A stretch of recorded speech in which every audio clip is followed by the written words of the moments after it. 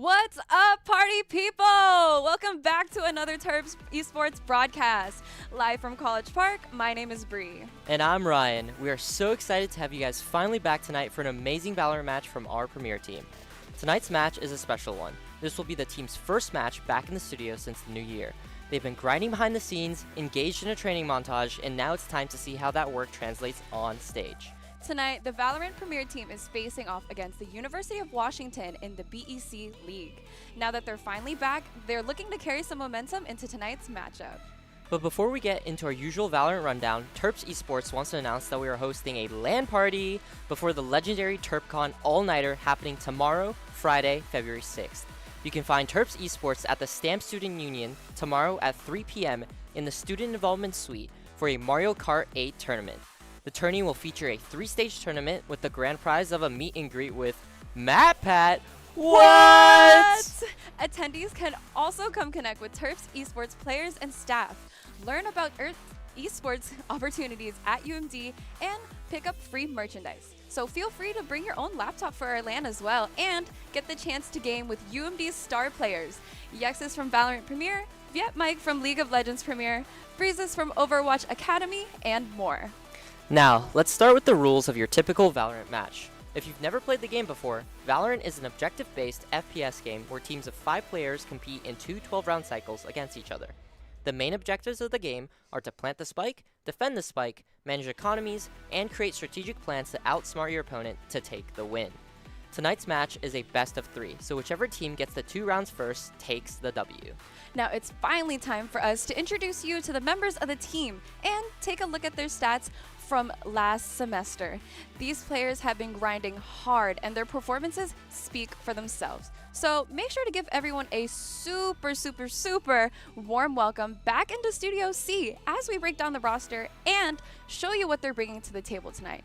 But remember, these stats are from the very end of 2025, and they're starting off with a clean slate as we speak. Starting off strong with some serious firepower, we have Yexus as the team's duelist. When it comes to opening fights, this guy is the difference maker. He's not afraid to take the first peek, dash in, and make space for the team when it matters most. If he gets hot early, the Terps could be unstoppable tonight. He has an impressive ACS of 252, an ADR of 158, and a KD of 1.33. Now, we have Moose as the team sentinel. You might want to rotate out if you catch him on the site you're pushing. As a sentinel, he's the protector and the anchor, and he locks down the site and watches for flank. But sometimes you'll even see him lurking. He's coming in with an ACS of 217, an ADR of 141, and a KD of 1.23. Next up, we have our team's flex player, Jinho.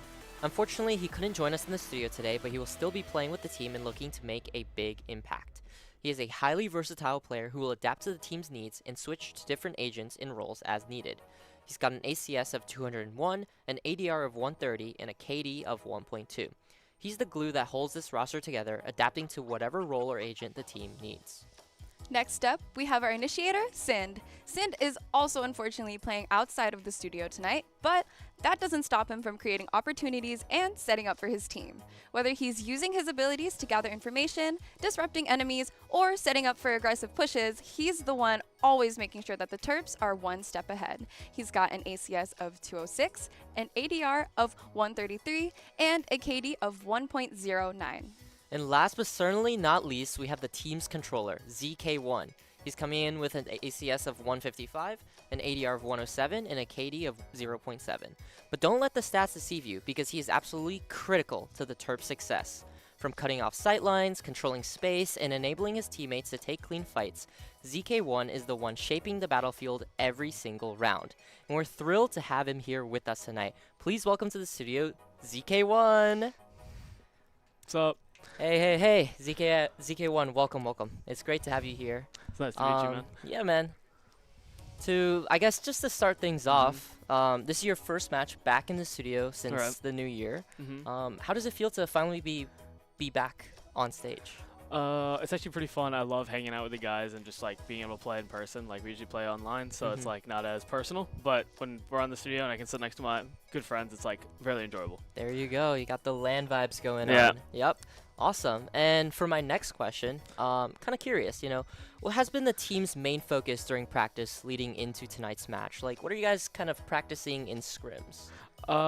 Basically in scrims, we just kind of find out what we are best with, like comps wise, and what maps we like best, because we don't, we scrim a few times a week and we're just trying to figure out what works for us, and then we go off that and we're trying to build off whatever our strong suits compared to like looking at our weaknesses. Gotcha. Yeah, I mean, scrimming. Have you guys been scrimming the new breeze at all? Or Yeah, we anything? have. We tried it a few times. We don't like it at all. Yeah, So. me neither. Yeah. Okay, great. Awesome. And I guess for my next question, so you're the controller for this team. Right. And actually, I also play controller. Oh, really? Yeah, Okay. I do. So I was Nice. wondering, do you have any tips for all the controller players out there? I think, yeah, a good tip is just try and stay level-headed. Usually you have to, like, throw a utility for your teammates. So being able to position yourself properly is probably the most important part of being a controller. And then once you throw your kit, you're kind of just like a free roam duelist, unless you're playing like Astra or something. If you're playing Omen especially, or Clove, just go and shoot people. True. Don't die first, because if you do, well, Right. your team doesn't have smokes. Awesome. And I guess for our last question, with it being the new year, do you have any Valorant New Year's resolutions for yourself or the team? I haven't really thought about that ever, but for our team, I think would be winning a LAN, which we're going to go to in March. So I think that would be our Valorant resolution. Okay, wait, where's the LAN? It's in Chicago. It's in Chicago. Okay, Yeah. that'll be exciting. That's what I'm excited about, yeah. Hope the Terps will win out there. Well, thank you so much for tuning in to our pre-show. We're going to take a little break right before we get into the game, so don't miss it. Hi, my name is Teddy Zielkowski. I am a 2022 graduate at the University of Maryland with a degree of Bachelor's of Landscape Architecture, and right now I am a Terps Rocket League coach.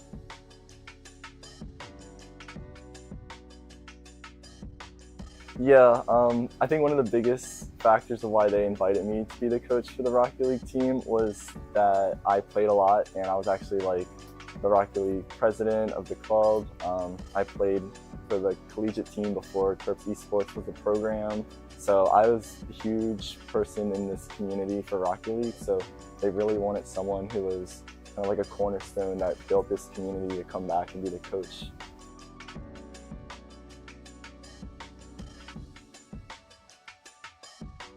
The most important thing about my role would be just getting to know all the different players on the team.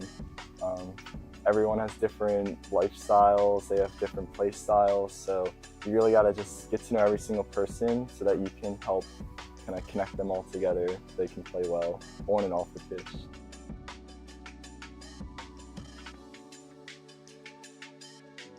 My favorite part would just be seeing their improvements throughout the entire season. I mean, you start out and everyone's a bit awkward, everyone's kind of shy as well, and I think by the end of the season, like now, we play together, everyone kind of jokes around a little bit more and kind of shines their natural ray, so it's really fun just seeing, and they're also just getting better at the game too, so we're excited just to see them play better as well.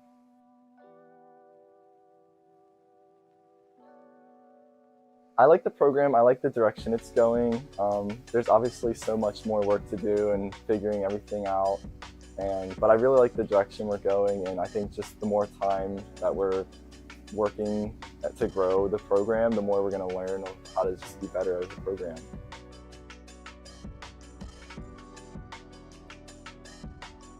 I think one of the things that I really want to keep improving upon for like Terps Esports is just building a bigger community for all the games. So the Rocket League community has a really big community over in the club side.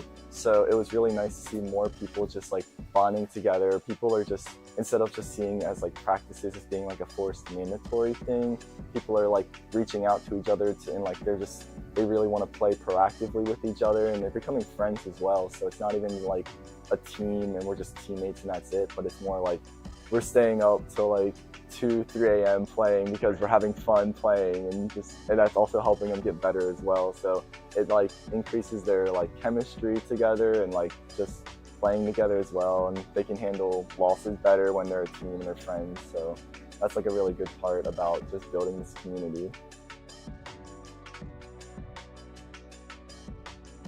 I think one of the biggest things is just creating like a welcoming space for like beginners, and just like having it just be really welcoming, all skill levels included. So that's something that we can try and do, and just create more diversity in the esports scene, just have more opportunities for other people to come, and maybe they're prodigies at a certain game or something. So when more people are playing the game and just creating more noise, then it's awesome for more people to just keep coming. It's almost like a trend. And I think by the end of the season, like now, we play together, everyone kind of jokes around a little bit more and kind of shines their natural ray. We're excited just to see them play better as well. With the middle school program, the best part has been seeing the moments of teamwork where the middle schoolers really seem to get the game, and so that's when you can see they're starting to get a little bit hooked on how esports can be so fun. Off game, or will Red turn things around?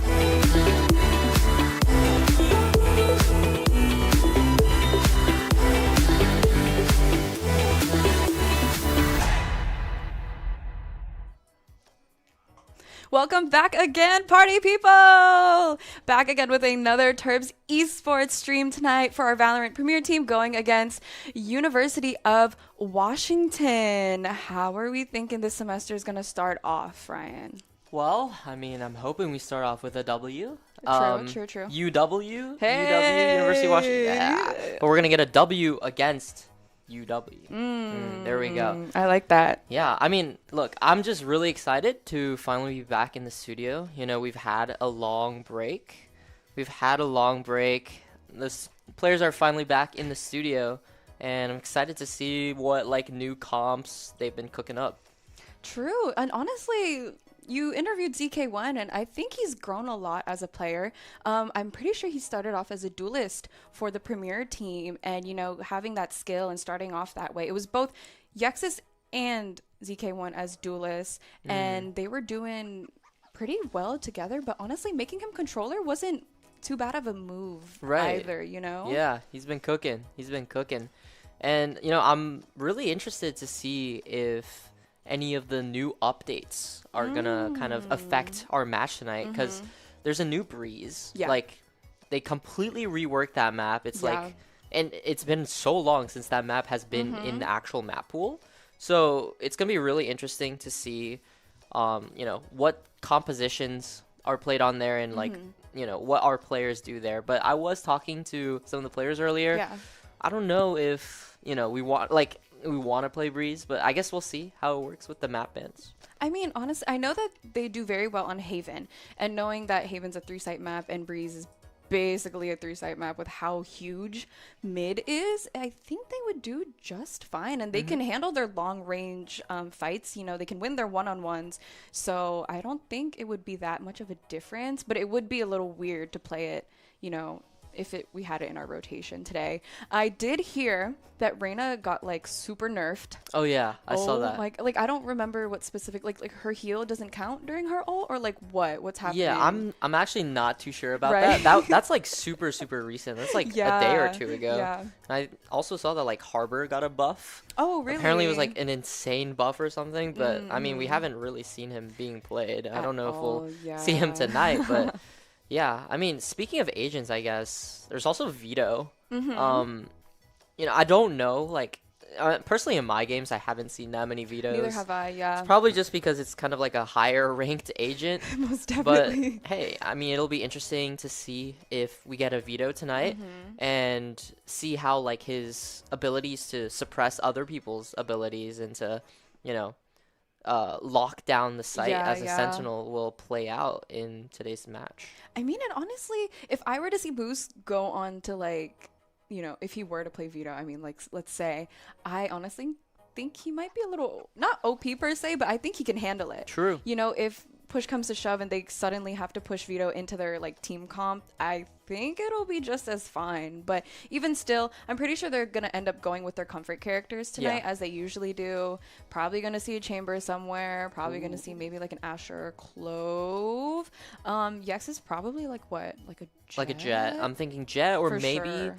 maybe Waylay. I mean, I like Waylay has that. been like super popular lately. Mhm. So I would actually be super excited to see a Waylay. Most definitely. And honestly, either way, they're such a flexible team. And I think that's something that we kind of take for granted in a way. I mean, how often do you get to see be so malleable with, you know, their team comps, let alone last minute? And maybe Coach Arjun has something to do with it. Who knows? But, you know, these players have been, you know, working with such amazing coaches for the past how many semesters they've been on the premier team. And even if they haven't been on the premier team, our academy, co-ed academy, our game changers team is also led by such amazing coaches that I think this is just an easy dub for tonight. Come on, guys. Facts. Take that W home. Take it away from Washington, you know.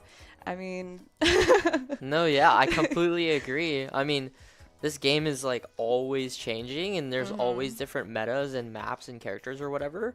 But I think that's the beauty of it, you know? It Yeah. doesn't get stale for too long, and you have to adapt to new metas, and I think that's exactly what we're going to be doing tonight.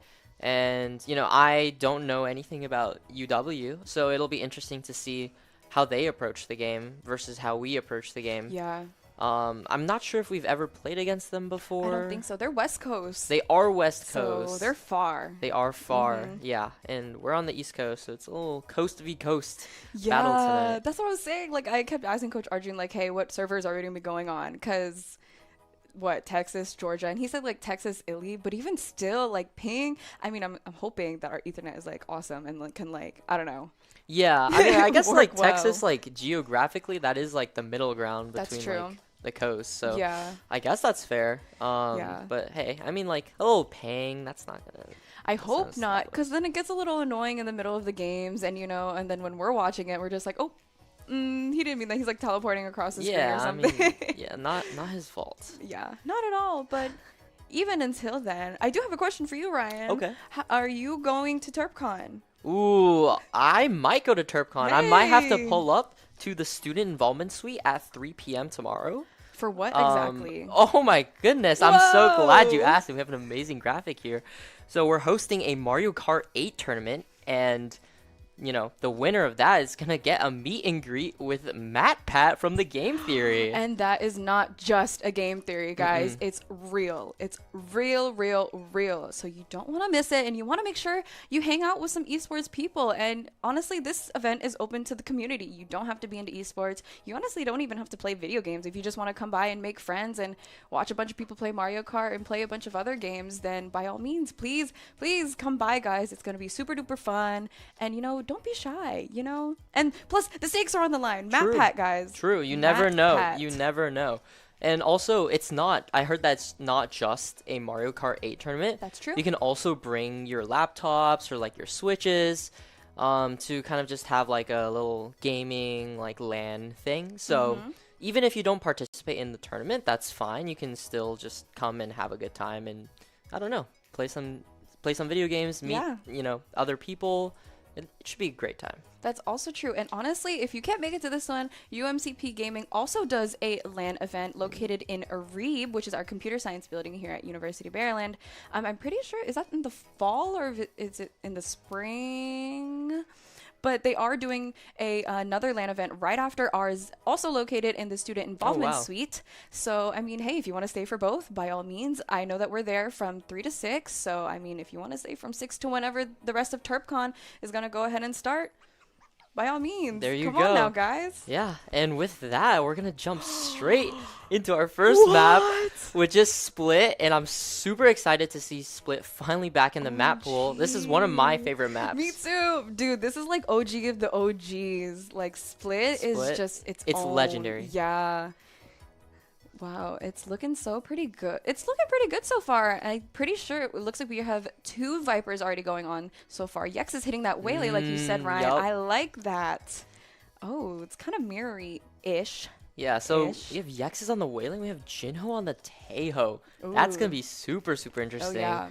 You know, seeing how he uses those missiles, you know, that stun, the drone. We got Sind on the sky too. We got double initiator, double controller. So no, what is Moose playing? Oh, Moose is playing that Viper, so he's probably Yeah, gonna be his comfort, lurking. yeah.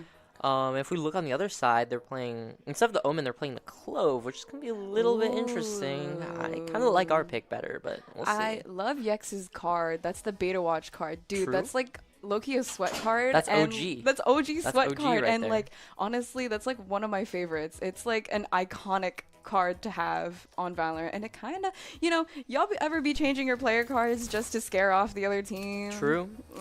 Guilty. But either way, Viper play is looking pretty good so far on both sides. I think we started defender's side, which I believe so. at least when I play Viper on Split, I kind of hate doing it because like I don't have that much lineups. But it already looks like Moose has some Hey, lineups here. You down already mid. know Moose has like just so many lineups in his playbook. Looks like he's gonna be probably throwing this orb for this mid push, and kind of looks like exactly where Washington is gonna go. They have a Yeah. stack towards mid here, and Viper's gonna set up that wall towards A as we start the round. Jinho and Yaxis and Sin preparing for a little push out A main. We're gonna walk down A main, and there's enemies right behind the corner. Yex is gonna refract back to his position. I really like what's happening down mid here. I mean, obviously it's a lot of action, but everybody's just kind of hiding behind their smoke so far, kind of just waiting for a little more noise.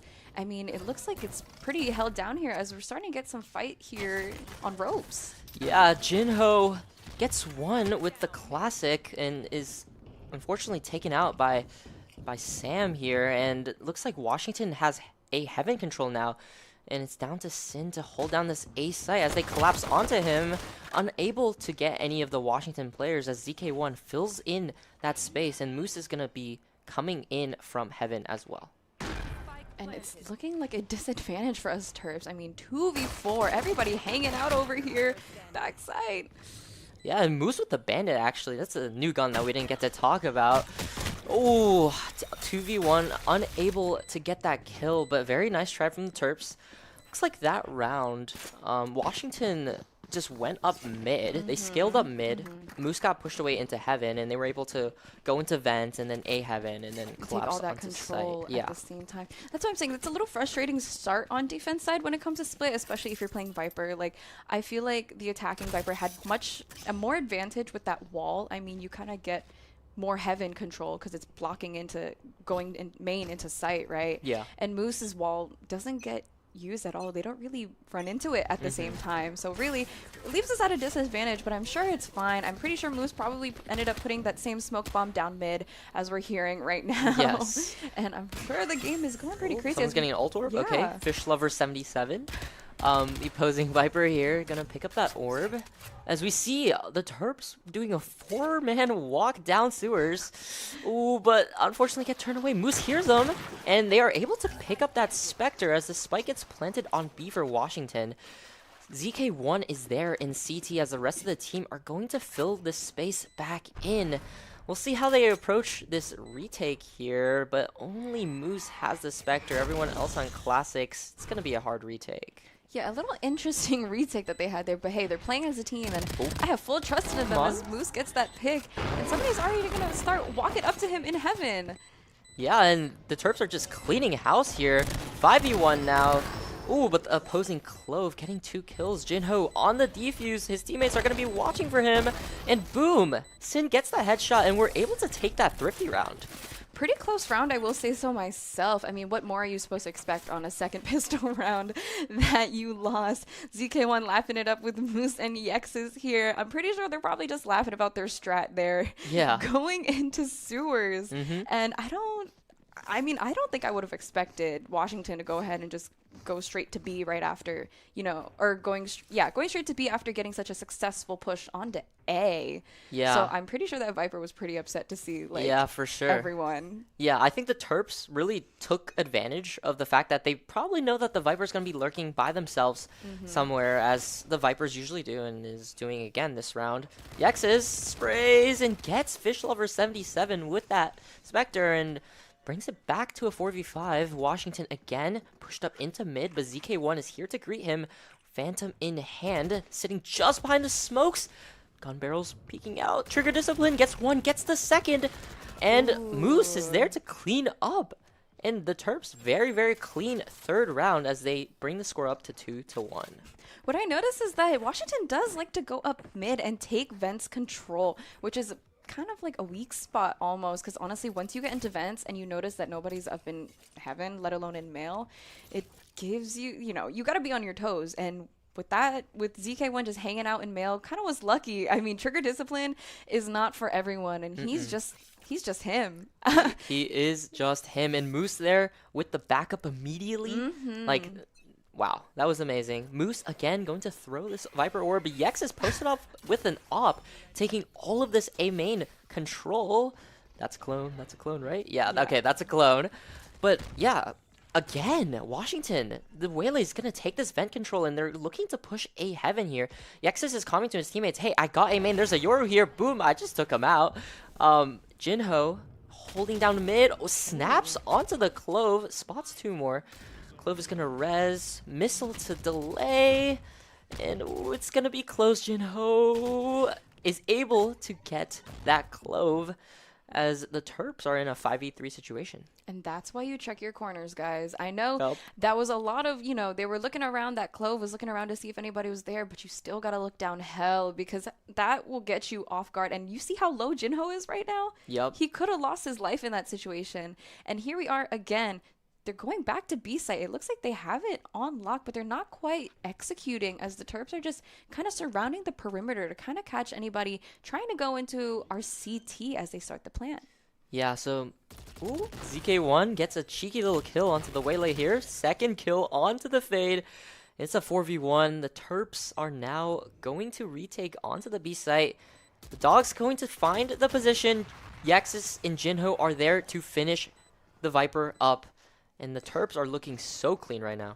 That, honestly, I didn't expect Yaxis to go ahead and buy an op already, let alone being on Waylay. I mean, I guess it's just like Jet, but still, I mean, what can you expect when you have just that amount of skill? And honestly, maybe they might hit A this time.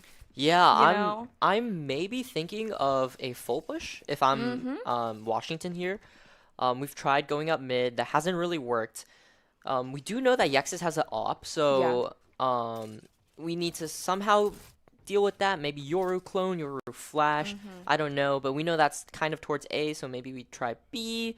But nope, it looks like we are sticking to the same things. We have 5 people grouped up on A, but it looks like the Terps are stacked on the wrong side. They're stacked more towards the B side, and it's only Jinho. Or sorry, ZK1. Oh, they gave the op to ZK1. A little bait and switch.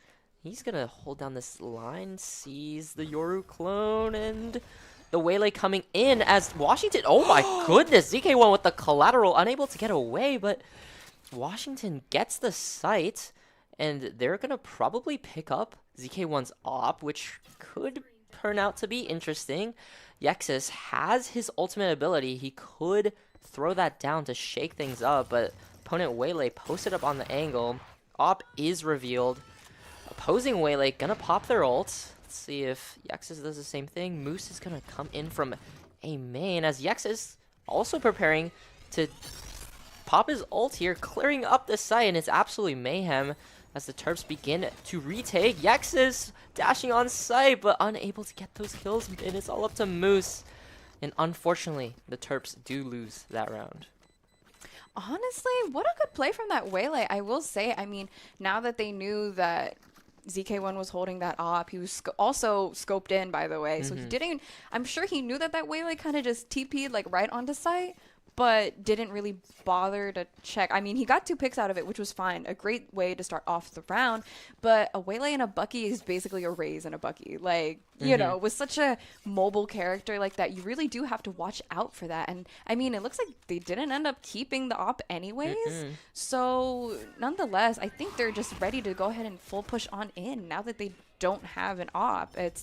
And with how their split is going, they're defaulting. They just want to see what site is most, held down. And I think that they know. And especially with this ult going on mid. What's going on? Yeah, so I guess Moose here, Viper ulting mid, gonna secure that chokehold.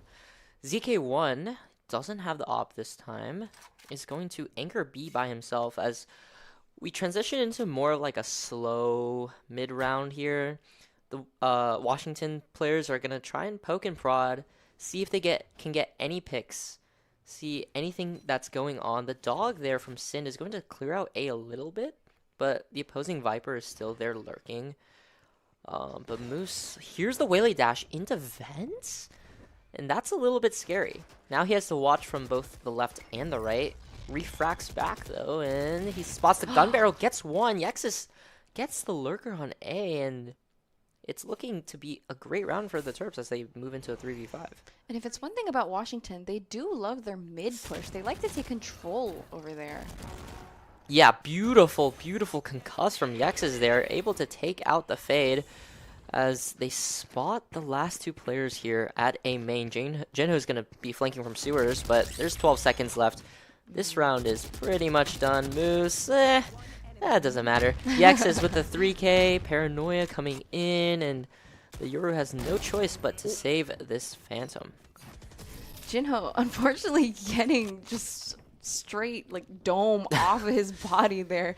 Terps were ready for blood. I mean, honestly, but pretty unfortunate way for Jinho to end off that round. But honestly, guys, Jinho and Sin are not in the studio right now, so the way that we're communicating is still just as efficient as if they were in the studio. I mean, That's true. That says a lot about our team, and look at how our scoreboard going on right now. Yex is doing so amazing right now. 8 and 3. Moose and ZK1 slowly following behind, and it's a great way to start, you know, especially on split, man. I cannot tell you how many times being on defense side on split is just not for the faint of heart. You really got to work for it, especially like look at how we're pushing in on Washington's side already. Yeah, and looks like Washington just got the Euro ult there. They're going to combine this with the Fatal as they go for a very aggressive push. The Waylay dashes in, refracts back to distract, and the Fade is able to get that kill. Looks like the Terps are going to go for a retake here, and Yexus is able to trade Moose there in mid, but it's a 3v4 for the Terps. Oh my gosh, Yexus is just getting dinked. Hello. Okay, Yoru TP's into backside. Jinho does still have a missile and a drone to play with. He's going to drone to scout out the site, but Sin unable to take him out. And Waylay, our Yexus, 4 HP. I mean, not much you can do there. Oh, but very, very nice shot. But this might just have to be a save. Samon Waylay on Washington's side is actually performing pretty well, and I'm pretty sure like this is, you know, a match for Yexus. You know, it's kind of almost like he's playing against himself, and something to really look out for the next upcoming rounds. And considering that they took B site just like that does say a lot with how we're holding down our site. I mean, being stuck in heaven is not for the faint of heart, dude. Like, when you're all the way back site, like, that's just, like, a single pixel to just dink somebody. And that's why Yexus took so much damage by barely peeking his head out. That's true. Onto heaven. And it just sucks. And, you know, once their team is already settled on the site, everybody's in their positions, it's really hard to retake B, you know? Yeah, for sure. Definitely one of the harder sites to retake. But, you know, Washington also did use the Fatal, the Euro ults. Yeah. They threw everything onto ZK1, so that was understandable. But again, looks like the Terps are going to stack the wrong site. 5 players from Washington on A here. ZK1 is going to do a little spray through the smoke, going to tag up that Clove as they take this A main control. But ZK1 doesn't know it, but all 5 players of Washington are right behind this wall as we are just going to be spraying. That's a Euro clone. But no worries, we have backups here in A Heaven. As soon as this smoke drops, we are going to have an all-out warfare. Waylay preparing to dash in and takes that A Heaven control. Things are getting a little bit frisky now as there's 4 players of Washington in A Heaven. They're in enemy territory as they prepare to drop down.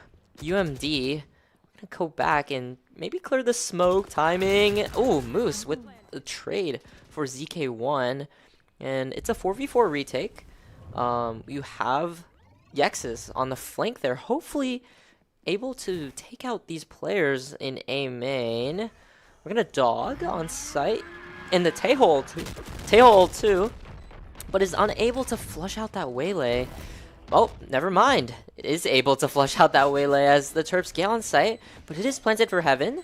Euro Flash coming through. Jinho with the cover. The snake bite on the ground. And Jinho is left with a very, very difficult task as the bomb takes down Jinho. 2 enemies, where to look, and he's unable to secure the round. 4-4.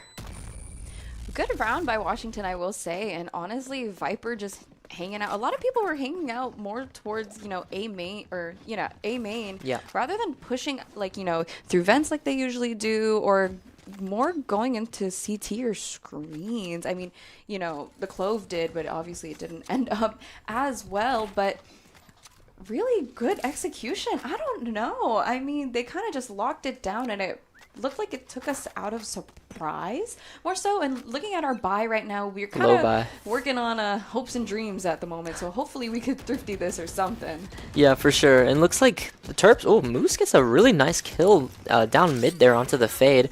The Terps are going to push out A here. Yexus with a hero rifle is able to get that kill while stunned. That was beautiful. Jinho and Sin are going to have to back up as they themselves get waylay ulted, spraying, unable to land those shots because of that stun, and Sind left by himself with that bandit. ZK1 gets pushed on, and there's kills on all sides of the map right now, A, B, and mid. Yeah, and I don't think the Terps quite know that the spike is actually starting to move now, and we don't really know where they're deciding to go. And considering we're at a 2v3 right now, we are at a disadvantage. But what is looking right now is they're going to go ahead and go with their comfort site onto B. And mind you, I'm pretty sure Moose can hear that Yoru fake, walking down CTs. So we still have to be on our toes, and especially since this Clove is still hanging out mid. So let's not lose our guard just yet. Moose tried to make a timing play there, almost worked out, but unfortunately is taken out. And it's all up to Sin with just a little stinger in his hand. He's going to walk down CT here, and it's going to be a pretty difficult task. No flashes, no dog. Yep, whips out the bandit here. But hey, don't count him out just yet. He's full HP. But we do have a up-down stack here on the right, but he's aware of it. Are we going to get a tap? Jiggle. Oh, nice. Gets one. Switches to the bandit. Oh, unable to get the kill onto the waylay as Washington takes the lead 5-4. It was close. I mean, I feel like Sin had that in the bag, but yeah, it's just really unfortunate with, his setup he had. I mean, the Stinger could only do so much. But again, applause to Washington here. Coach No Paso on our side is going to go ahead and call for a timeout, which I think is a perfect time to call for a timeout. 4-5 against Washington right now, with Washington taking the lead. What do you think should be fixed so far? Yeah, for sure. So the Terps have lost 3 rounds in a row, so they've kind of had the momentum shifted away from them. We were previously up 4-1 or something. Yeah. So this is a great time to call a timeout. Yeah. And I think something the Terps could do maybe is to, I'd say, get a fast flank going. Or I feel like the rounds that we've lost, we've been heavy stacking B, and they just all rushed A, or they all rushed ZK1, and he was unable to handle all that pressure. So maybe stray away from the gamble stacking and just try and play numbers, 2v3, 3v3, stuff like that. And we're gonna go back into the game here. See the Viper throwing down the wall. Oh, yeah, preparing to throw down the wall there. And judging from the map, we're again going to be 3-stacked on A, leaving ZK1 alone on B, but this might be a fake. Most definitely. Yeah, because the Viper on their side, they have the spike, but they're making a lot of noise towards A right now. And I'm sure ZK1 can sniff that out, but let's not think too fast, as both of them are blinded. Yeah, and Yexus, though, able to get those kills. Moose there to back him up. Jinho gets a kill of their own, but the fake has worked to an extent for Washington as they get on B scot-free. Viper ult does come down, even though it is a 2v3. This will be kind of a hard retake for the Terps. Guys, I low-key just blinked and like 3 of Washington's players are down. But honestly, not too bad for a flank. We were able to get everybody that was, or not a flank, for a fake.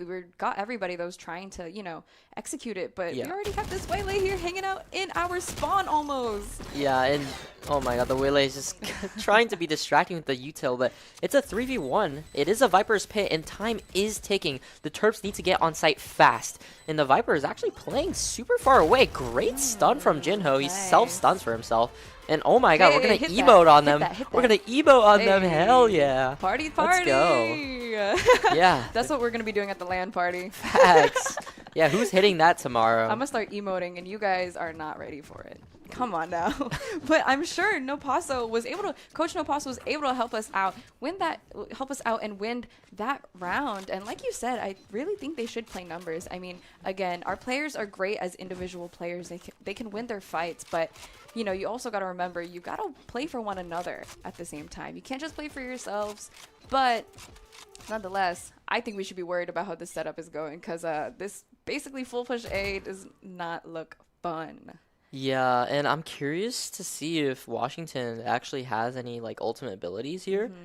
But Yexus actually has an ultimate ability himself. 5 players here, and Skyflash does get information. And oh my gosh, it's just trades everywhere as the Terps end up down 1 player at the end of it all. Moose here to fill that space. Does not get that kill, and it's all up to ZK1 again, all the way on the other side of the map. He's going to be flanking from sewers, placing that smoke there to maybe scare Washington a little bit from pushing out screens. But you have Clove watching the flank. ZK1, look to your... Oh my gosh. Nice. Yeah, great first kill. And Washington now knows where ZK1 is. He does have a paranoia, but unaware of any of these angles that the players are going to be playing in. TP's into his smoke, gets a tap, and gets the kill onto Waylay. Paranoia coming out. Fade sees coming in. No one can hear, no one can see, but it's all up to ZK1 as he flicks onto Fade and clutches the round for the Terps. And that was a 4K for that round. ZK1 doing an amazing job just doing that clutch. Yeah. I mean, who would have thought you could just clutch like that from flank? And that was the last round of the half, so that's a great way to segue us into the next half. I mean, we honestly needed that round. Look at us, 6-5. Hopefully, we can be 7-5 before we go into the half. I mean, we got to buy up as much as we can. I am a little worried. ZK1 does just have light shields, but hey, I mean, with the way he performed, I don't think he needs the rest of the shields anyways. Yeah, this guy's goated. Yeah, to put it lightly. But yeah, that was an amazing clutch from ZK1. Isolated those fights amazingly. Used his utility like to the fullest. He just used all parts of his kit. That was really amazing and a crucial round for the Terps as they head into this next round. Yoru gonna be getting some info into Heaven, but TVing back into A main here. Again, looks like Washington really do prefer this A side. Sin on your right is able to get traded by Yexus there. Maybe popping an ult here, but unable. Yeah, timing. Gets timing there. And Moose gonna be holding down vents, but little does he know there's 3 players Heaven for Washington. Washington loves to take control of Heaven. Waylay running for Moose. Moose, you gotta run. Because, mind you, Moose had mid on lockdown, but now that we're moving so fast, he has to retreat back onto B site, but we still don't know where Washington's going to end up. I mean, it's obviously looking more towards of a B push, but they're kind of grouped up, kind of being a little cautious as ZK1's trying to get more information to see if they're in A, but it's going to look like it's going to be a bloodbath coming from Heaven right now, especially from Rafters. For sure, but Moose is holding a great angle there. Just snaps onto the head of Sam, and they know Spike is there now. Here's the tap, and the Terps are going to prepare for this 3v3 retake, as they have the fade, the opponent fade in spawn, but oh my goodness, Clove from Washington does hit some nasty shots there, and it's all up to Jinho. Does have a full kit, and if he gets 2 kills, he does have that Armageddon ultimate ability. Gets the first. Clove is going to res. Jinho, unable to run away because of the limited time, gets another kill. He now only needs 1 more kill for the ult. but the time is ticking and he needs to get on site fast. He doesn't see anything, but he knows they're just around the corner. Missiles to stop the enemies, but he does get tagged. Taps the spike, but is taken out from heaven. Great execution from Jinho, though. I will say he knew what he wanted to do. It was properly executed, but it's just, unfortunately, where Washington was standing, it just wasn't working in our favor, which is fine because we're still up. We're still 6-6 against Washington, and now that we're finally on our attack side, we can finally see more lineups. We can see a lot of entries coming in from Yexus, and I'm sure it's going to be fast, it's going to be quick, and it's going to be accurate. It's going to be a bloodbath, and this is what we really want to see, and I want to know how Sin is going to use his utility, how Jinho's going to clear out these spots. You know, I think this is where we finally start winning our rounds more consistently. Yeah, for sure. I really like our composition for the attack because we are running that double initiator with Jinho on the Teho and Sind on the Sky. And of course, Waylay, or Yex is on that Waylay. So looks like we're positioned for a B hit here. Sind going to make some noise mid, is going to dog and possibly get some information into vents there. ZK1 preparing to drop the smokes, and it might just be a full hit. Yup, dashes in. Yexus, ooh, gets taken out by Yoru, but Moose is there to fill in the space. Sheriff in hand, and they get onto site. Does pick up the spike, and we're gonna tap the spike, wait for any counter utility. And, you know, when the dust settles, it's actually pretty quiet. The Terps haven't planted yet, and Washington know that. And it's confusing Washington a little bit because this isn't something Washington has done themselves on attack side. They kind of just plant safe every single time and just wait and take their positions, but it's just a waiting game. Everybody's holding their corners. Nobody is moving like at all. I will say Washington is nicely positioned right now. I mean, we have a garden going on, we have two heaven hanging on, and all they have to do is peek out. But Terps are moving really silently and very strategically, I will say. I mean, we're just kind of just waiting for a cue, and I think we might be waiting for the time to go down to just go ahead and rush it and kind of, you know, not send Washington into something they won't expect. Yeah, that Waylay stun really hindered our I think that's actually what it's called. Yeah. Hindered our plans there. But yeah, that was just a complete waiting game from both sides. I mean, both sides seeing, or from the Terps, we wanted Washington to rotate to A. And for Washington, you know, they were waiting for the Terps to push up, get a little antsy into their spawn, and that is what happened. And we're going to head to this next round here. The Terps are going to have a very broken buy, and it looks like they are running mostly A, but ZK1 is going to be lurking it up in mid, smokes off that vent position, and they're waiting for aggression from Washington. Yeah, and we already see how Moose had decided to place his wall, and this is basically the same wall that Washington had placed down, so they know how to counter it almost, but which is fine. But again, this is our side now. Now we no longer have any excuses to go ahead and get our kills down, which is what it's looking like so far. We're gonna take some dominance here, trying to go up into heaven. Yeah, that Fade Eye, you know, got nothing, and the Waylay decided to explore and instantly saw like 4 of us, as we are going to just completely run into heaven. Trades going everywhere. It's a complete bloodbath. And in the end, the Terps are able to pick up that spike. We do run away with 2 players, oh, 1 player, and Moose, yeah. That was going to be hard for Moose. I mean, what are you supposed to do when you win or when you lose the second or the first pistol round? But I feel like we had that first round. I mean, I'm sure that the Terps were trying to cook up something, but at that point, especially when you switch halves, you kind of want to be desperate to get that round going. And once the spike is planted, you kind of get a little anxious because you got to kill players and you got to defuse the spike at the same time. So you got to put that pressure onto Washington, but unfortunately, that just did not happen. And look, their Yoru is already buying an Outlaw. Like, that is a lot of damage already going into the 3rd round. But nonetheless, I think we should just watch out our mid, which ends up where we're going.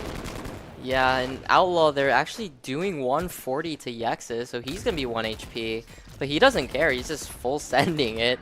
Jinho with a great missile. I think it was a combo with the hinder from Yexus there, so is able to get that kill, and the Terps are actually up in numbers. It's a 4v3 as Moose is going to do his thing. He's just lurking up onto A. We're going to actually take even more space.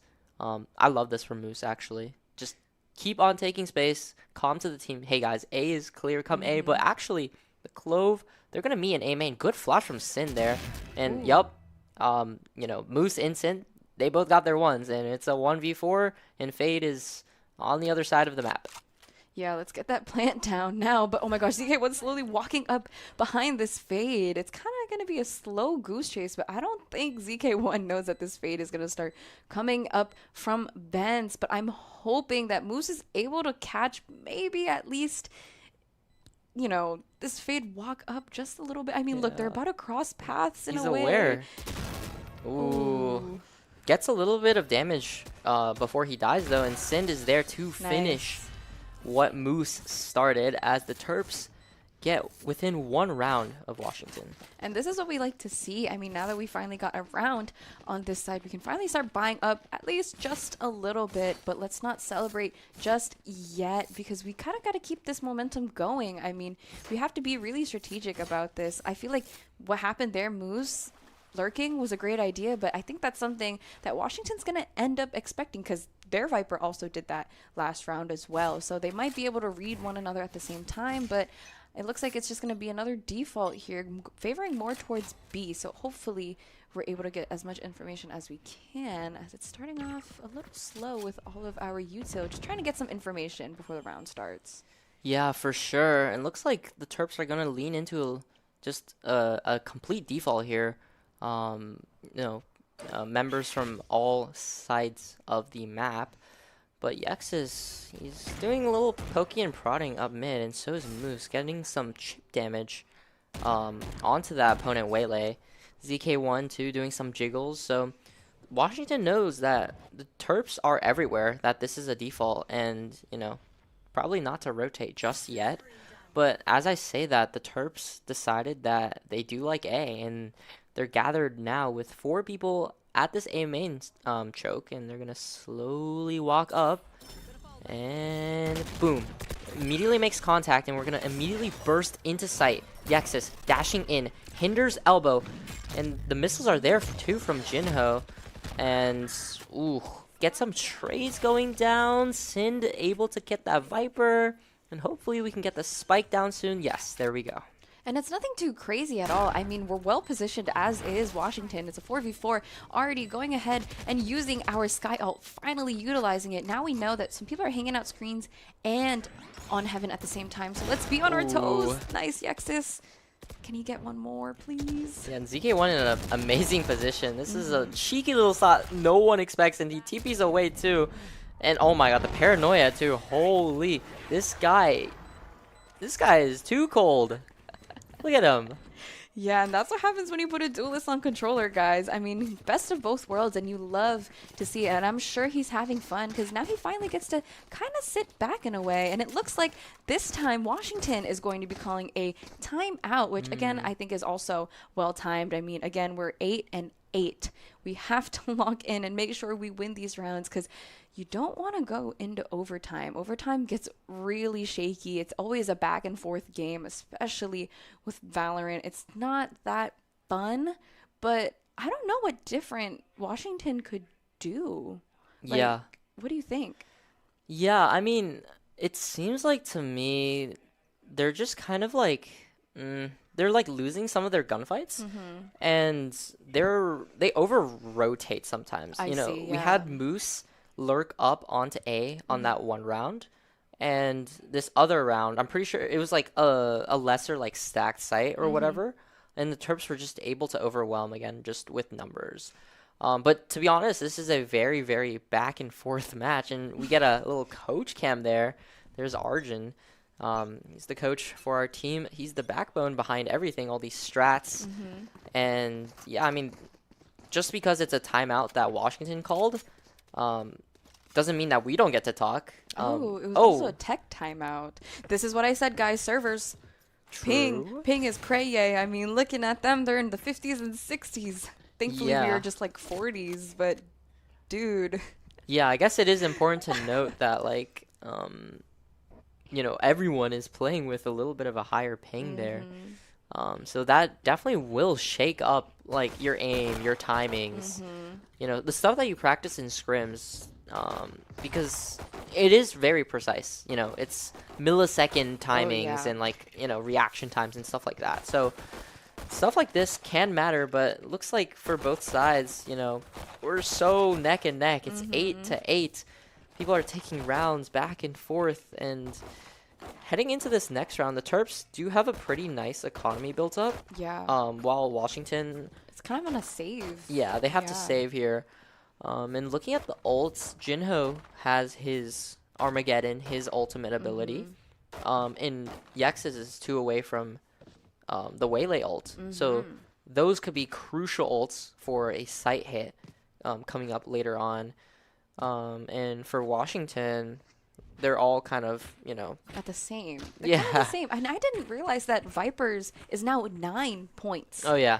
I was not aware of that. And I think it's something to note that their Clove is actually performing much better than the rest of their team. I mean, 19 and 14.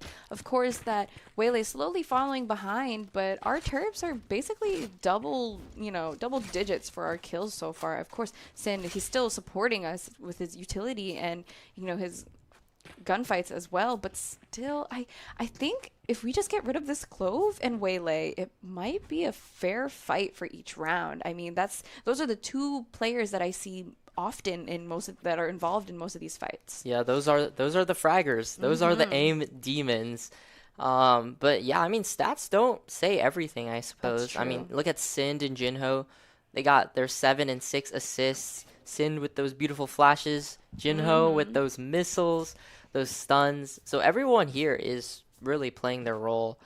And you know, it's a team game. It's yeah, we have guns, but we also have utility. And Moose there in the chat asking what happened, and opponent saying pad, assuming that's a mouse pad issue. I guess. But I mean, nonetheless, I mean, this is basically still more, you know, team time, some time to talk with the coaches. That's you know, true. This gives us a little bit of an advantage at the same time. And what more to do than come up with more strats? I mean, as much as this may seem like fun time, I think we should also still lock in and kind of figure out what more can we do. Yeah. Moose asking, what does that mean? yeah, Moose asking the question that I also had. Yeah.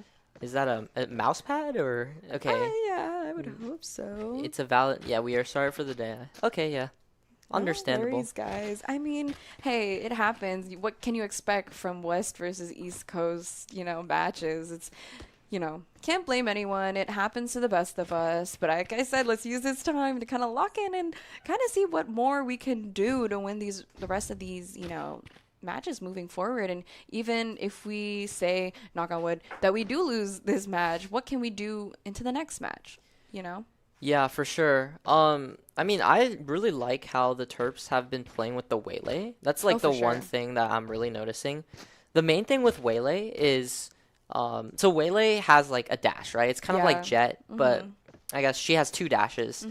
But she also has like a teleport that allows you to teleport back to a position that you were in when you first activated the ability. So something that a lot of teams will do is they'll activate that teleport and have the Waylay. Oh, there's the Waylay. Yep, Waylay in question. What a menacing stare. Oh my gosh, she's staring me down. But yeah, Waylay will just dash into the site and, you know, kind of not be scared because they can just teleport away at any time. Meanwhile, your anchors on site, they're going to be, you know, getting their like mouse crosshair like everywhere because the Waylay is just like It's on top of you. Yeah. And the rest of the team is just going to fill in that space and get that kill while the Waylay just teleports and refracts away. So that's really the beauty of this Waylay composition here. And combined with the Tejo, which has a stun and a missile, and Waylay also has a stun, that can really like set up for some insane site hits when you're on the attack. Yeah, and I want the Terps to take advantage of that because it is genuinely just an amazing comp to be in. And, you know, knowing that Washington also kind of basically did the same thing in a way, knows that they know ball. Yeah. Basically. So They know ball. I mean, hard to play with another team that Yeah. kind of knows how to counter one another or knows, what the meta is nowadays, especially with so many like changes happening to these characters. I mean, it gets a little annoying, but that's the whole point of Valorant is kind of you got to mold yourself to the game. I mean, That's true. I feel like if beta players were to play the game now, they would like pass out. Like it's not Yeah. real anymore. Yeah, that's true. Or, you got the veterans. That's true. Since the beta, they've been still playing the game for so long. I mean, actually, I've been playing not since the beta, but I've been playing since the first day it like launched. Yeah, to the public. yeah. So I think there was like a special card or like a title that they released that I have there. So yeah, I'm an OG. Yeah, you could say that. you're the Oh, victory yeah, royale OG. yeah. Another one for the OG, you Oh, know? yeah, something like that. I also have been playing since beta, but like, dude, school really gets to you. Oh, yeah. I'm low-key like really not even low-key, like genuinely washed nowadays. But keeping up, doing esports like this does keep you, in touch with the community and with the game still. And Yeah. seeing how these players play really helps you, as a player yourself. I mean, you get to see how they move, how they work, and hopefully put that into your own gameplay. And I kind of low-key do, but that doesn't mean I'm good, guys. I mean, Hey, and that's fine. Yeah. We play games to have fun. That's There's a true, reason that's why true. we're not on the team. There's a reason why we are casting. But for yeah. sure. Well, I guess while we're in this kind of downtime, we've Mm-hmm. been watching a lot of Valorant. I guess we can, talk a little bit about Yeah. something else. So, have you been playing any games lately? Like, what have you been up to? Yeah, honestly, I've dabbled in Overwatch. I've been playing since like 2016-ish, and like this is when GOATs was a thing, guys. Don't cancel me for GOATs. I personally think I like GOATs. Either way, Overwatch is still a good title to play. Yeah. The non-FPS games, dude, I've been playing Phasmophobia. Phasmophobia. Yeah. Okay. Dude, Is I'm that like- game scary? It's pretty scary, Okay. I will say. Like, I reached level 300 on that game, dude, until they like, Level 300? yeah. I don't know what's your like playtime? I think it's like double-digit numbers only, I think. Oh. Yeah. Oh, wait. Actually, it looks like we're starting to finally get back into the game. I mean, Washington's buy, like we said earlier, is a light buy, so they have no choice but to go ahead and run it down mid, and our Terps are kind of just holding it because they know that they're going to run into their crosshairs anyway. I mean, why waste your guns on, such a light buy that's happening? Yeah, and we really just started out with a bang after like 3 minutes of nothing. Yeah. Like, that was just kind of a surprise, which, thankfully the Terps were not caught off guard by, as Jinho able to secure this kill onto Viper using his drone there. Again, beautiful like utility work. ZK1, Outlaw 140 to the body, gets rid of the opponent Waylay. As the Terps, they're just going to group up to B here. Simple B hit. Moose, so diligent too. He's watching the flank, and he's going to catch the Viper very soon. Look to your left. Yes, good. Ooh. Bang. Nice. Yep. And the Terps now, they're in the position to kind of flawless Washington here. 1v5, very, very clean round. I mean, what more are you supposed to do in this situation? I mean, as a player in Washington, you basically have nothing to your name. So it doesn't help if you also save. I mean, you're not going to get anything from the economy the next coming round. Even if you die to the spike, I don't think you're even going to get as much. So I guess he's just playing it safe, trying to get as much, kills on these walkouts right now. And hopefully Jinho does not fall for it. I'm sure he's sniffing it out right now. Sin already knows. Good jiggles, and Jinho is there to clean it up, and we do get a flawless round from the Terps. That's really, really good for our economy. I think we're rich. I think we're gonna be Oh, real good. rich, Yeah, yeah. we're gonna be good until like at overtime. Oh, So for sure. that's good for the Terps. I think we're building up our ultimate abilities as well. Yeah. Send 1 away from the ult. Jinho has his ult. Moose 2 away from his ult. ZK1 also 1 away from his ult. ZK1 actually, he's gonna be pulling out the op. And so is that Yoru on Washington's side. Guys, what's going on? I'm kind of scared. Yeah, for the Yoru on Washington, he is going to be posted up on that A main angle. ZK1 gets spotted with the op.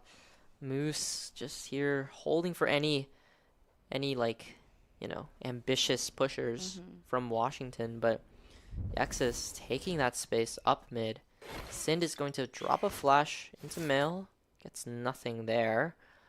And looks like they're going to collapse onto this Yoru, who does have an op, and the Clove does flank and catches Yexus there, but Moose is able to take out the op as they run into a undefended A site.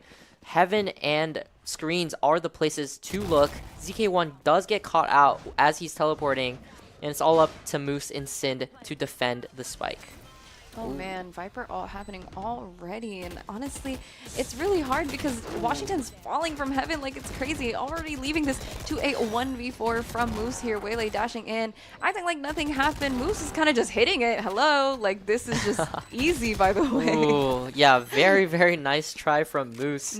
Weaving in and out of his Viper's pit there, just catching his opponents off guard, but unfortunately, not much he could do there in the 1v3. And oh my goodness, we're getting a little teabag. Okay, I see. The Viper, Fish Lover 77, is going to pick up the op. Drops it to Yoru again. And it'll be interesting to see if the Yoru is going to head back onto that A site angle. But for the Terps, we do have some crazy ults going on. Yeah, honestly, Clove having a judge right now is kind of rubbing me the wrong way, knowing that that's also their top frag. But honestly, it might work in their favor, which is why I'm scared. A judge this far into the game is a little confusing.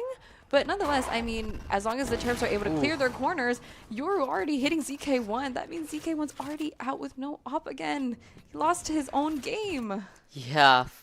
Very, very unfortunate start there, and not only did we lose the op, we lost our smokes because Moose, he always commits that wall at the beginning of the round, so we don't have any wall smokes, and we just lost our orb smokes as well. But and the judge there is going to get that value, and it's just really, really unfortunate as Spike is out in no man's land. Moose, nice little headshot onto the opposing Viper, but there's just not much you can really do here because the Spike is in Mail and you're in spawn. Yeah, like I said, that's why you gotta check. I mean, we knew somebody got blinded there, but I mean, what do you expect from somebody hanging onto that wall so close to the Mail walkout? Like, you genuinely wouldn't expect it. So I think it was kind of just unfortunate timing here for the Terps. I mean, how else are we supposed to be getting this spike? I mean, it's watched down like a hawk, and I'm pretty sure Fade is gonna start walking up through vents. Yeah, and you got the Clove and the Waylay there. Yep. Players 6 and 7 holding down the Heaven there, and it's just gonna be so hard for them to get the spike. And yeah, the Terps are forced to save.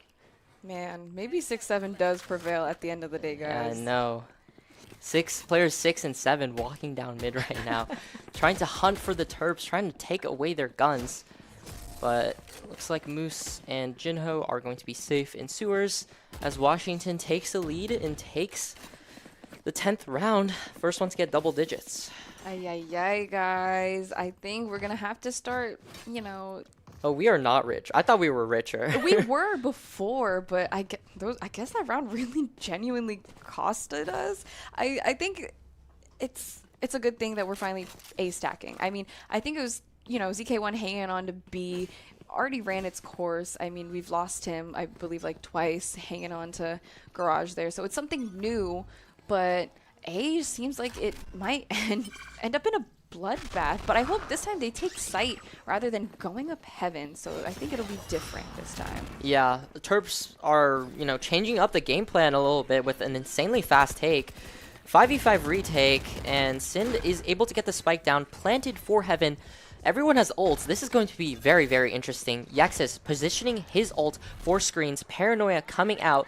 Your ult getting information onto Moose as everyone dashes on each other, and oh my goodness, it's absolute mayhem. ZK1 teleports away, but actually is unable to. Fade getting a 2k, and the opposing Waylay ults, and I just can't even keep up with the action that's going up on the screen right now. Jinho is going to try and missile the bomb, but there's really just not much he can do. Wait, hold up, halved, but he doesn't have another missile. And really nice try, actually. Just gets a 4K to clean it up, but unfortunately, Washington did have half on the spike, and they are able to defuse and take the round. Hey man, don't forget, Jinho can hit those, can hit those heads. I mean, finally we're getting another timeout from Coach Nopasso again.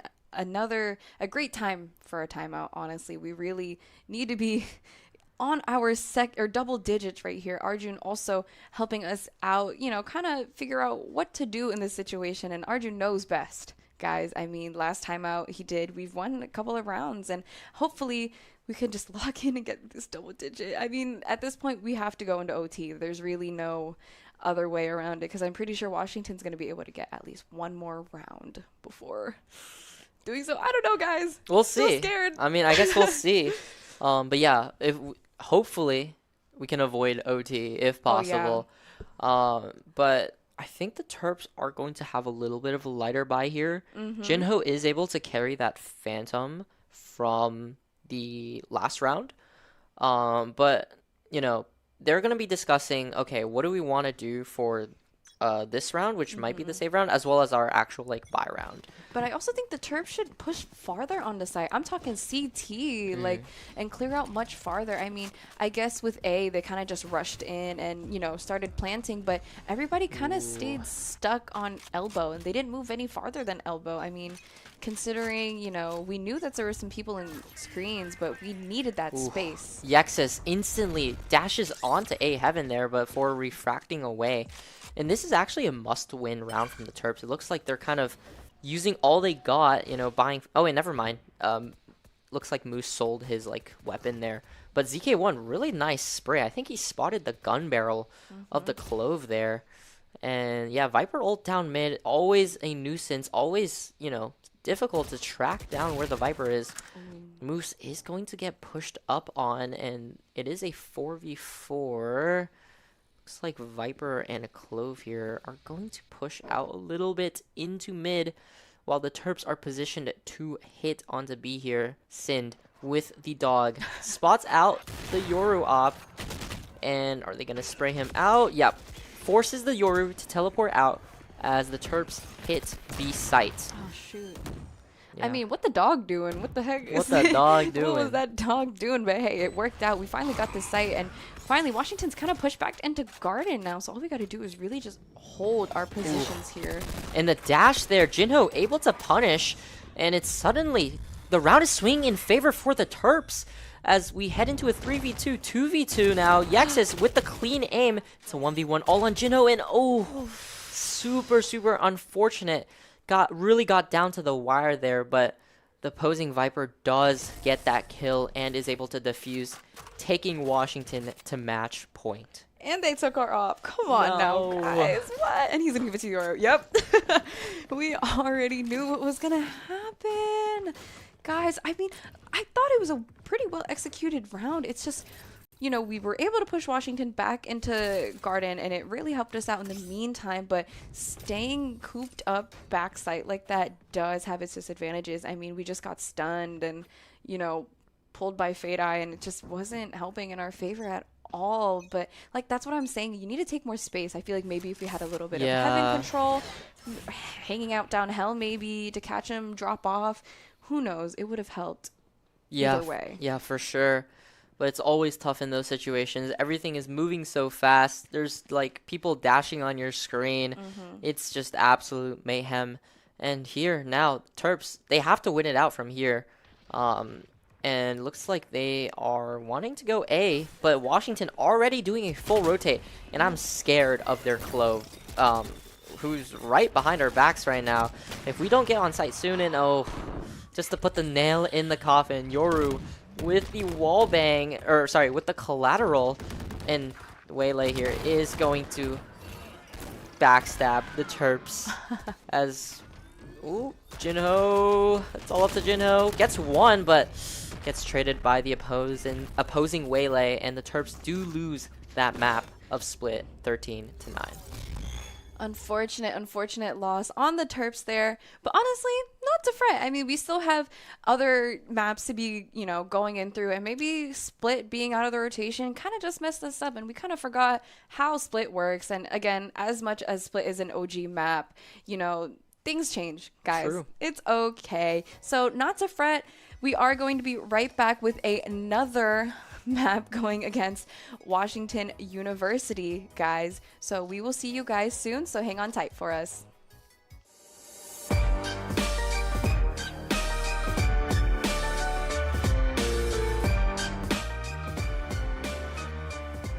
My name is Subin Kim, my in-game name is Carrots, and I'm the controller of this team. My name is Hannah, my IGN is Tuxedo Sam, and I play Sentinel for the team. My name is Sima, my in-game name is Care Bear, and I'm a flex.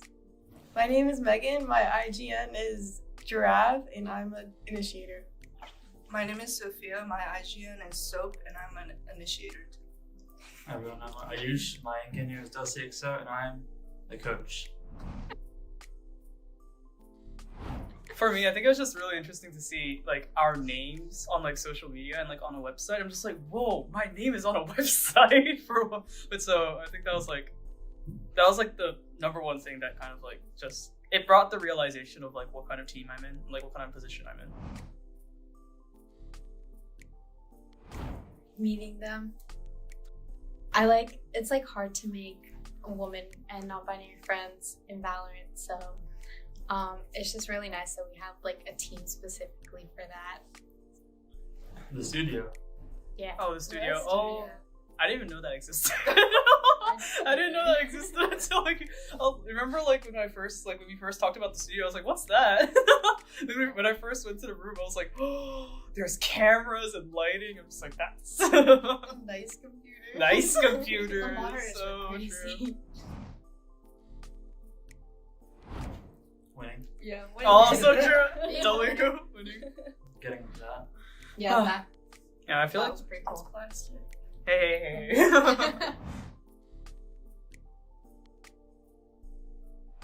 I would say supportive is definitely like Dusty and Rachel. Those two, just like making sure we had scrims down, making sure we had practice schedules down, like Dusty making sure like to pick out what we did wrong, just like, you know, helping us improve. I think definitely. Yeah, Dusty's a very present coach, so Very. it's like he's really reliable and helped us through the whole season. Thanks, team.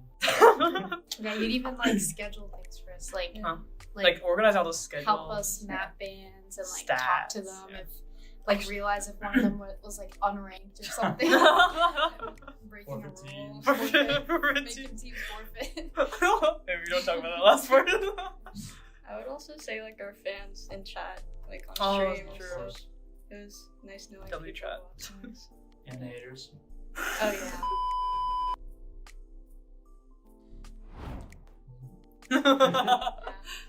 Improve in the higher division. Yeah, it is definitely more challenging because we're in a higher division now. But I think we could, like, with our coordination, I definitely think we could.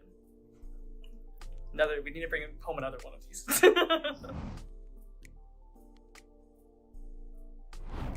It feels great. You Yeah. guys know this is the first title that Terps Esports has won. Wait, seriously? And by really? women. Oh, seriously? Oh, First down. cool. I like playing Valorant.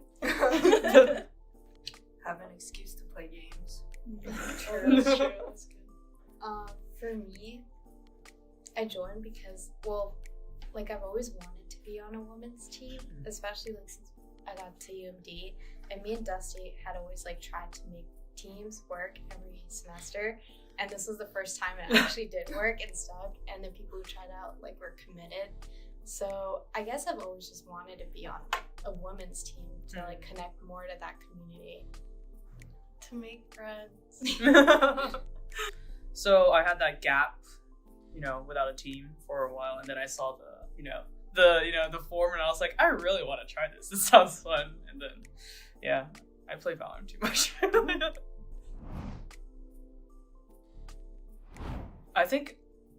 I mean, first of all, I did not imagine me being IGL when I first started because I outside of my Lilac team, I am known as the no brain, only aim chamber in comp. So I did not imagine myself being IGL. But like, I think it's like, if there were some difficulties in the beginning because no one, like, I wasn't used to giving out comms. I was just very confused. But I think now it's just like the amount of trust that my teammates give me when I give out comms and the amount of like coordination that we have. Like, I just love being like IGLing because I trust that things will work out.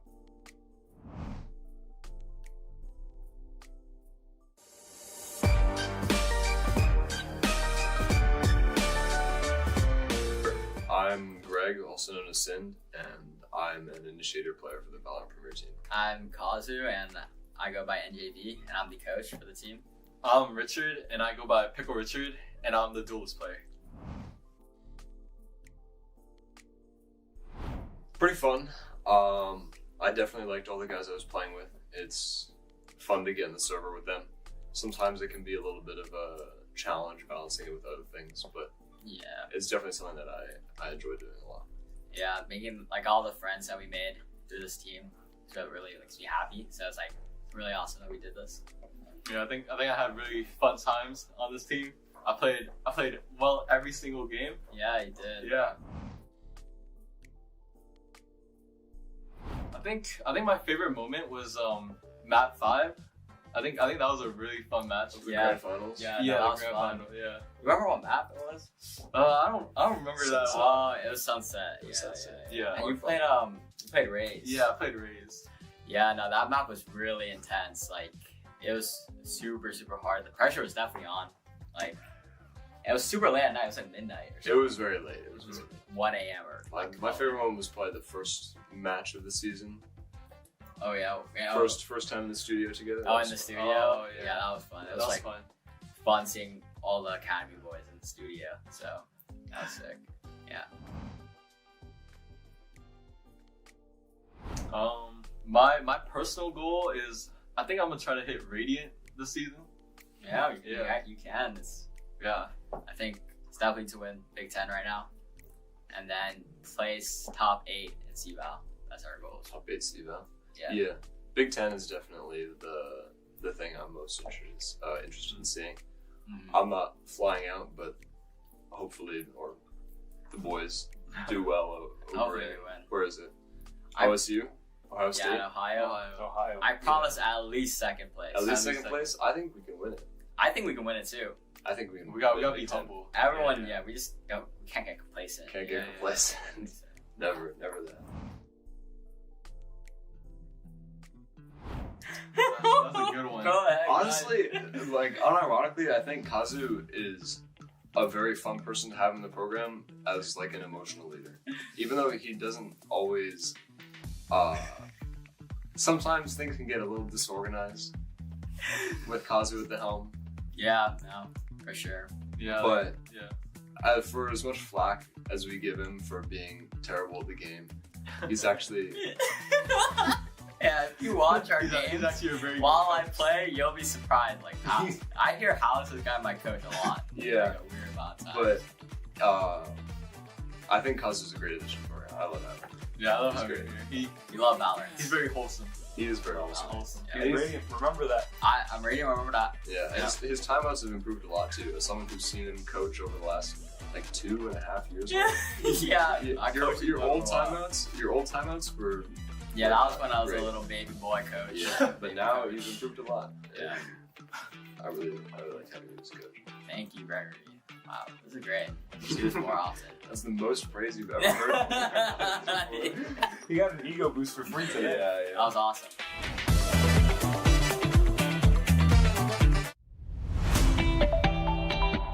And I think by the end of the season, like now, we play together. Everyone kind of jokes around a little bit more and kind of shines their natural ray. We're excited just to see them play better as well. With the middle school program, the best part has been seeing the moments of teamwork where the middle schoolers really seem to get the game. And so that's when you can see they're starting to get a little bit hooked on how esports can be so fun. Off game, or will Red turn things around?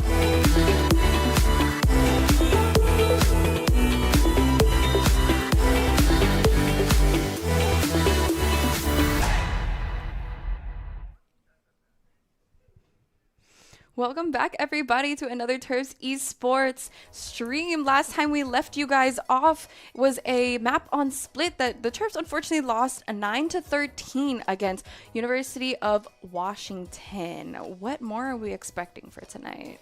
Yeah, so going into this next map, I'm hoping we play Haven. I think they were really talking about how they wanted to play Haven. It is a 3-site map. We could really showcase the strats that we've been cooking up. But other than that, thinking back on the map, you know, I feel like it's a lot. Yeah, it was a lot. I think the main things that we could maybe look to improve on is maybe just adding in some fakes, or like adding in some like elements of surprise that you wouldn't normally expect, whether That's that be a flank from Moose, or like throw in some fakes, mid-round pivots, stuff like that. I think that will serve the Terps a lot better, because I think a lot of the times we just like lose some gunfights, take some like fair 1v1 gunfights, lose them, and we're at a disadvantage for the round, and you know, it's hard to retake, or it's hard to defend the bomb site. So if we're able to, you know, play to our advantages, you know, manipulate the map, manipulate rotates, do some fakes, I think that would be really, really cool. And I think that could help us secure the win against University of Washington. Yeah, and I'm expecting them to, you know, bring all this skill from Split onto this next map. And honestly, you're right. I mean, once we start losing our 1v1s, I feel like it kind of makes us fall apart in a way, which is, you know, natural. You kind of just panic, you know, you kind of, you know, you're looking at the map, you're seeing that your teammates are falling apart. You want to, you know, quick rotate, but then you're also worried about what's happening in your area, on your site, on what you're assigned to be watching. So your mind kind of goes blank, or it kind of just, there's a bunch of like scribbles going on in your head. It's really a lot to process, and it's nothing new for the Terps, I guess you could say. I mean, hey guys, first game back into the studio, you know, can't blame them. It was pretty chilly over the, you know, winter break. Everybody was kind of just locked in, hanging out, and kind of just chilling. So really, you know, it's really no biggie. So I am really hoping that they decide to choose Haven for our second map, because that is their comfort map. I mean, the Terps perform well on Haven. I mean, it's, you know, we're going to see the same picks as we usually see. ZK1's probably going to go Omen. Of course, maybe a Viper again from Moose. You know, of course. And we already know that Jinho is probably what? I was low-key expecting a chamber on this map. Yeah, I mean, I don't know. He's the flex, right? Yeah, so yeah. Play whatever. Maybe we go double initiator again. That would be that's awesome. Been really popular lately. Yeah. But I guess we'll see. It depends on the map. It depends on what like adjustments that the team decides that they want to make. I heard outside they were talking about the previous game, so it looks like, you know, they are thinking. We're using our minds. We're using our brains. Big braining right now. I know. And yeah, hopefully we can jump into this match soon. But I guess in the meantime, let's talk a little bit about your favorite Valorant agent. I actually don't know who you play. Oh, I usually go duelist. Oh, okay. So like back when I peaked D1, I was like, okay, this is what I'm gonna stick to. I always play Jet, Reyna, and Neon. I like the fast characters, which is why I feel like. Have you tried Waylay? No, that's why I'm saying. Dang, guys. Oh my gosh, and we are jumping straight into the action. The Terps are on attack here. We're on bind. There's so much to process. Looks like Jinho's playing Chamber. Love to see it. Yeah, but we're already down in a 3v5, but opponents, they do have a Waylay in a deadlock. We're starting on the attack here. Clove is, we have Cloves on both sides. This is kind of interesting. And oh my god, wait, I'm just looking at the opponent's composition. They have a Phoenix in a deadlock and a Waylay. Dude, are we serious? Are we? Ooh, Yexus with a very nice kill onto the Clove. As the Terps, they have 25 seconds left to plant, but all of Washington is here waiting for them. Taps the spike. Maybe takes a TP. Yes, they do. And it's going to be a mad dash to that B site. The Phoenix will get there very soon, and he does spot them jumping out. Gets one, but Moose has to hold down this plant as Sind watches for him. Does get that first kill. Oh, Moose popping off with the Sheriff. Now coming from Hookah. 1v2. Moose, Sheriff in hand. They're all tagged. They're all 1 HP. Gets the first kill. Ring around the Rosie. Boom. Spots the pixel and is able to clutch that round out for the Terps. 4K from Moose. Daps all around. That's going to boost the team morale. And we really needed that for this first round. I mean, what we've seen from last map is that we've lost both of our pistol rounds, both on attack and defender side. And that kind of is just more of a snowball effect. You really do not want to lose your first pistol round, not unless you win the second, but obviously the winning team is going to force, and you could force as well, but that leaves you broke for the third buy round. So it's really just genuinely a gamble for everyone at that point. But honestly, dude, I'm not even over that Phoenix pick. Mind you, that Phoenix was Yoru last game. So oh yeah, I have a really? hunch that they're good at playing annoying characters. Oh, so okay. put some sunglasses on, guys, because I'm nervous. Just a yeah, bit. for sure. But I don't know. Maybe you don't have anything to be nervous about because ZK1... Oh. He just got a pick, and Yexus and Sin just cleaning up house onto this B site. As we get the spike down here, there's going to be a deadlock around the corner, but Jinho's there With the to outlaw. take care of him. Waylay just jiggling this chamber trip right now. Hello. I know Jinho's probably like real pissed off right now. Moose is slowly trying to peek up behind him. I mean, wait a minute. This Waylay has a shorty, and unfortunately, we lost ZK1 in the process, but you can never doubt a shorty, guys. A shorty can take you to long lengths, especially around a corner like that, and during the end of a round like that as well. Yeah, for sure. And very clean, but expected round from the Terps. It's all about how they convert this third round. I saw that Yexus had a Phantom. So he does have the hero rifle there. That's true. And if we're able to get this third round, we can really start to snowball from there. That's the snowball effect you were talking about earlier. Really build that momentum. And let's see, with the bind attack side, you have a lot of freedom with the teleporters to really mess with the enemy's minds. And hopefully that's what the Terps are about to do.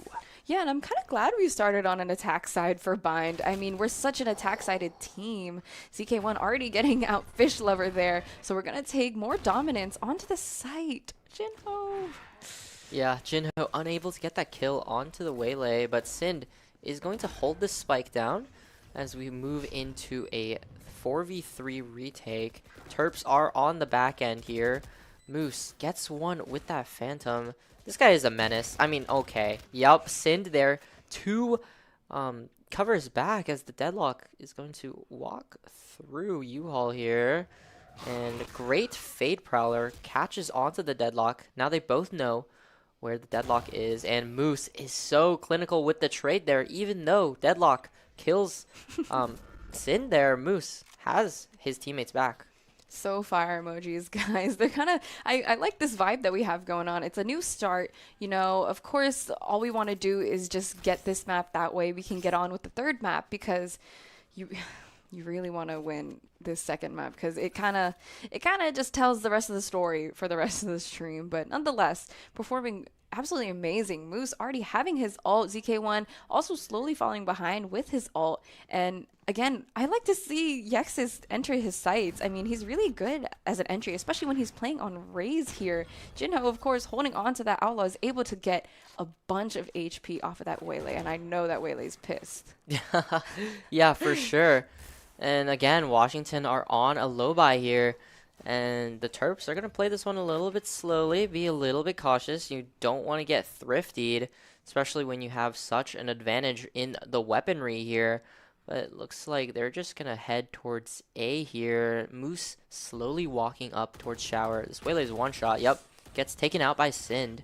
And they're just going to, well, for a moment, they're going to be stopped by these Teho missiles. Interesting to note that they are running a Teho on the other side. What are they running? Okay, they're running double duelist, Teho, and a deadlock. So looks like deadlock is setting up B. Okay, deadlock is setting up B. For us, we're running chamber with Jinho and Fade with that Sind on Fade. It looks like we actually don't have any flashes, which is interesting to note. But they don't have any flashes. I don't know. They have Phoenix. Yeah, they have Phoenix. So that's gonna be interesting. But I'm gonna walk onto site. Sind is gonna plant. And Phoenix, bye-bye. Nice. Already Yex is clearing out that spot. And look at us just posted up, guys. Every single corner is not... Oh, amazing. Amazing kill from ZK1 there. I mean, what more are you supposed to do? 5v2 from the... 5v1, actually. Amazing round. Yeah, I feel like ZK1 has been on fire like tonight. Yeah. Like, he's just been hitting some clean shots, some clean plays. Like, this guy's goated.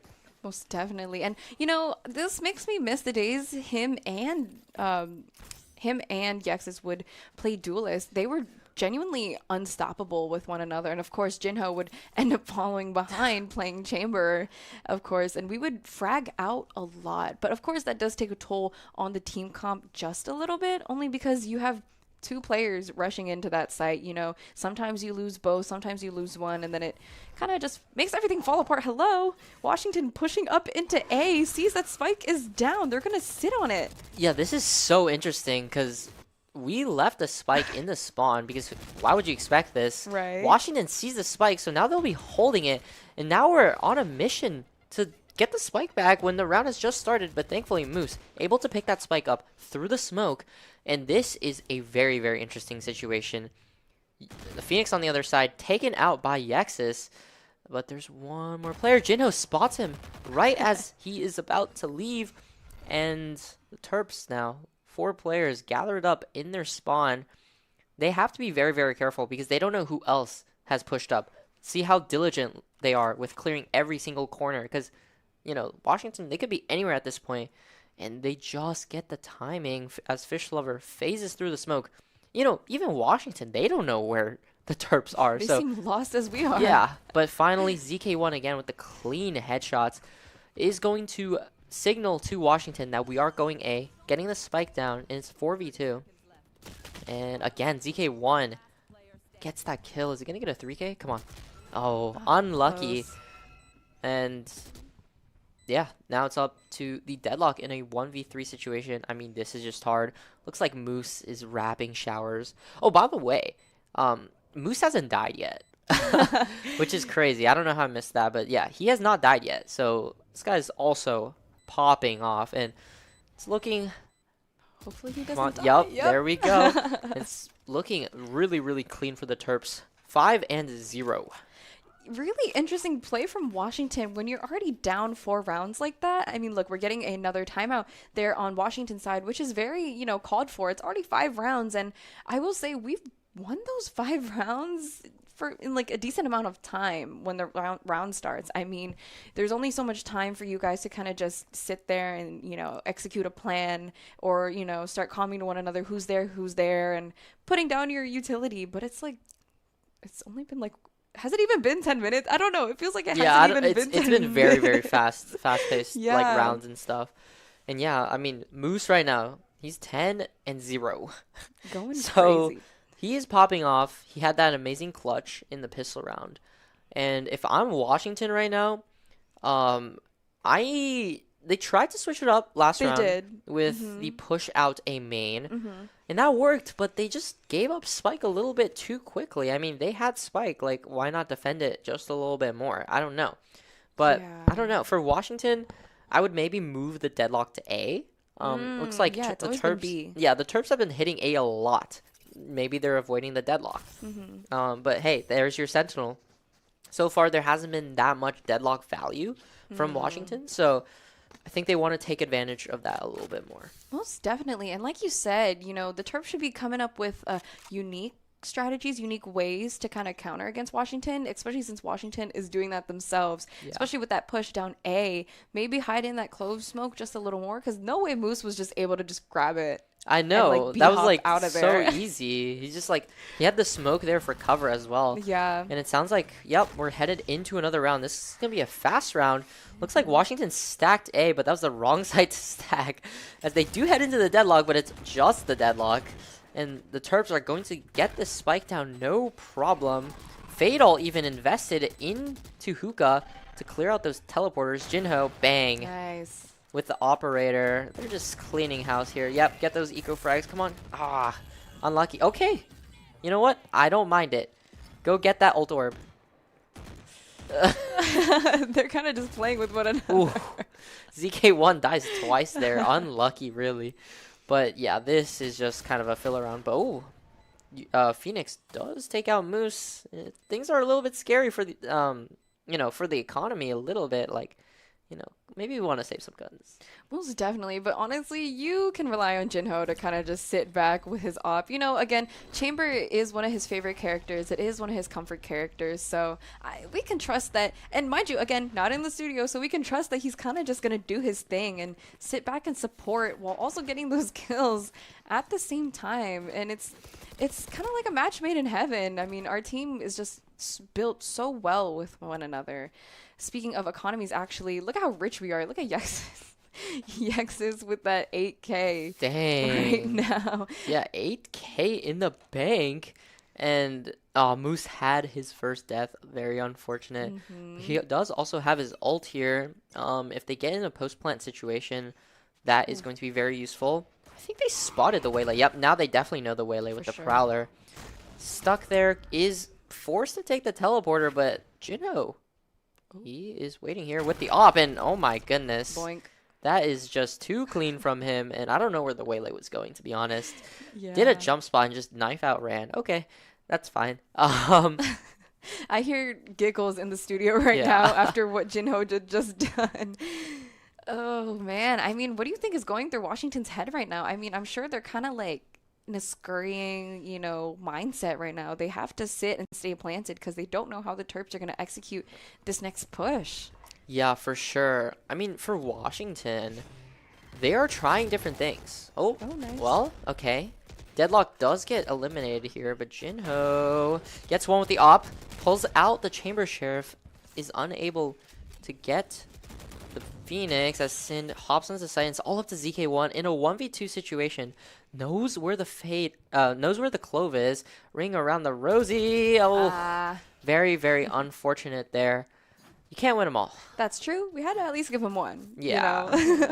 And I'm sure if that were to happen in another round, ZK1 can have that on lock. But honestly, what a early round shenanigans, whatever happening. What an unfortunate move for that for Sam here on the Waylay. I mean, getting forced to TP and then Jinho just hanging out there and just walking into it. Look at this change that we're actually having right now. Jinho using a judge. I'm actually a little excited to see this, but this time the Waylay is holding on to the op. Yeah, and is able to pick out ZK1 there at the beginning of the round. That's going to be our smokes gone because Moose does have that lurk wall on A. So things are going to be a little bit difficult if the Terps want a full hit. I think they're just going to have to rely on some picks now. Maybe Jinho will find someone with his tour de force, this operator coming out here. But it's operator versus operator in Hookah right now. And things are slowing down a little bit as both teams regain their footing. Terps really, really hoping to get, any antsy Washington players pushed up, hoping to just get a pick. That big op. Yeah. I never realized how huge that model was in game for Chamber at Hall. But I like how we're executing this. We're very patient this time. I mean, it seems like Washington is antsy almost, but I really hope we clear this corner properly here. I hope we throw some util because Fish Lover is going to get us with that glitter judge. It's really, and we gotta make do with what we got, and finally we got a pick from Jinho killing their Clove now. Yeah, and there's Moose with the Viper Roll, and suddenly Favor swings in the way of the Terps, but ults coming out everywhere. Yexus pops the showstopper. Moose able to get the spike down with 10 seconds remaining, and also in the safety of his pit. Deadlock and Phoenix now from Washington. They have to navigate this relatively difficult situation. Grab that coming out does, slow down Yexus here, but he doesn't care. He has his crosshair trained. Jinho, bang. Super, super good with that op, and Yex is there to clean it up as well as the Terps get to 7. What a amazing round. I mean, Jinho, I think he's just having fun. I don't even think he's playing the game anymore. I think he's just having fun playing Chamber, finally playing a character that he just is so in love with, and it's working out well for us. I mean, we only need 4 or 5 rounds to take this map home for the win. And I think Bind is one of our strong maps. I don't think I've seen the Terps play it in a long time. I think it was like the beginning of last semester is the last time I've seen them play it. So to see them play it again is refreshing, and I'm sure it is refreshing for them as well at the same time. So I think they might just do that same play again. I mean, they were patient this time. I think that was what the biggest difference was for Split, is that they weren't as patient. Yeah, for sure. Or confident, I will say. Yeah, I mean, they started the last round with a man down, and they're going to start this round with a man down too, as the deadlock kills Yexes, and Jinho unable to get his shots on Sam there, and it's actually a little bit unfortunate for the Terps, as they came into this round with the gun advantage, but they're forced to TP away to A. But do they know ZK1 is lurking in elbow? Looks like the deadlock is aware, but it's a game of patience once again. He hears the footsteps, he hears them running away. Nice jiggle there. Gets the wallbang onto the deadlock, and it's back to a 3v3. 3v2 now as I speak. And yeah, it's Sind and Moose. They do have the spike, but Sam from the opposing team, the Waylay, is pushed all the way up on A, calming to his teammates, guys, they're not here, they're gonna come B. And that's exactly what we're gonna do. And 20 seconds left. It's now or never. The Terps picking up the pace. Viper Orb obscuring that vision. Phoenix Ult coming out from Washington, flashing and killing Sind and Moose, and they are able to get that thrifty. Man, getting wallbanged from Hookah that far is just so annoying. Mind you, like, I'm pretty sure he was behind the boxes as well. So for those bullets to go that far, with the Phantom, by the way, or was it a Phantom? It was a Vandal. But still, like, that takes precision, and I will give, you know, the Phoenix applause for that. I will give them their flowers, but nonetheless, all is well for now. We are still up. We are 2 against 7 rounds here on the Terps, doing so amazing. I mean, ults have been used, but I mean, executing a new round shouldn't be anything different or confusing. Forgive us for our technical difficulties for a second here, as the Terps are starting to do as much as they can as they get on the A site. Yeah, Terps, oh my goodness, tries to run through the choke, but just too much utility there in the way of the Phoenix, and I think also a Taeho missile or a stun, and instantly it's just brought down to Jinho. Poor Jinho. That didn't happen. It's okay, guys. It was just a tech difficulty. Yeah. No worries. But that's okay. Yeah, I mean, that was a super quick round. The Terps tried to speed it up, but I think just the chokehold, they were unable to get through it. I saw a Molly kill, so maybe like Fish Lover 77 through like a stun or something. So yeah, I mean, I think this is what we needed though from the Terps. I mean, I think we needed to finally realize maybe the fun's over. We actually need to start locking in again. I mean, we've lost 3 rounds. We would have been 0-10 by now, but I think it's okay. We do seem to be sticking to the default a lot. I mean, it seems okay. Deadlock always being on B site, but look how far up they're pushing on B long. Ooh. Yeah, Moose gets a Waylay before getting traded out. And Phoenix gonna grab that orb, and he's 1 away from the Phoenix ult there. Yexus making space for his team, going on to that A site. And Terps are gonna have to maybe get the spike down, but the Armageddon coming out from the Taeho is going to force ZK1 off the plant, and the Terps are gonna have to reevaluate their plan here.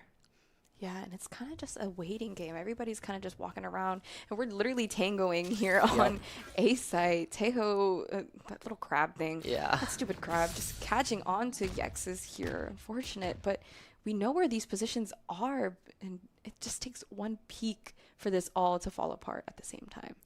Yeah, and again, slowing it down in the middle of the round, but everyone is still here. Flashed up, can't see a thing, as ZK1 is going to work through the back of this smoke here. But nope, they are cleaned up by Washington, and Washington, they're actually bringing this back a little bit. Yeah, like I said, they're doing pretty well. I mean, considering they got some rounds up before the switch, says a lot, but it's finally time to switch it up a little bit. Let's see how the Terps perform on the defense side. I feel like this isn't necessarily our strong suit, but I mean, knowing that we have 2 freaking smokes, I mean, it should be executed well. And I'm sure I'm going to see a lot of Jinho playing like long or like heaven with an op or like an outlaw in these early upcoming rounds after this switch. So I hope, you know, that can give us the advantage in our numbers as well. Yeah, an unfortunate start there as we have a little fight in showers. Does take out both Sind and Jinho there. I think Yex has heard the reload sound on the right. Yup, Moose, with that intuition onto Fish Lover there. And it's going to be hard again for the Terps.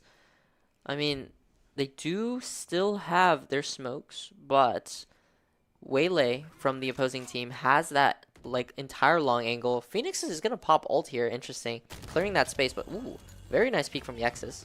And the revive. Oh no! Shorty! The Shorty strikes again.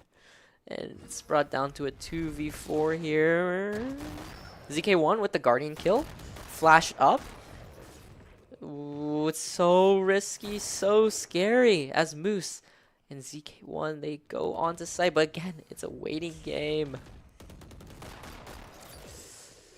So much happening here. Finally committing to the plant here, but it's hard to now that we have so much utility happening against us. Yeah, it's just so hard to plant with like everyone just behind the smokes. Mm-hmm. And now Spike is out in the open. 15 seconds, can't even TP. Has to tap and hope that someone peeks him, but no one is there. Does a jiggle. Confirms that no one is holding in 4 seconds. Has to plant, but doesn't get it in no time, unfortunately. Guys, this is why real gamers stick. I mean, to me, I think in this situation, they seem to think ahead. So they know smart. Washington is smart. So they know most of these are going to be taps. They're going to be taps all the time, but I think real gamers stick, guys, especially in a situation like this. But it's genuinely a hard read, especially in an elo like this. I mean, hey, maybe my elo's a little brain dead and you can't read one another, but you know, I don't think it would hurt to just commit the plant, especially, you know, getting that net thrown at us. Having these smokes, we're technically covered, but that doesn't mean we're safe, and we saw the result on how that happened. Yeah, for sure. But honestly, to ZK1's defense, it was just like a really difficult situation. That's also true. Because they were jiggling him and, you know, it's hard. But hey, that doesn't matter because we're on the defense now. And we're still up. Yeah, and we still up, baby. 7-5. Jinho, as you said, he's going to be holding down this long angle. Spots out 2 before teleporting away. Calming to his teammates, hey guys, there's like 4 long right now.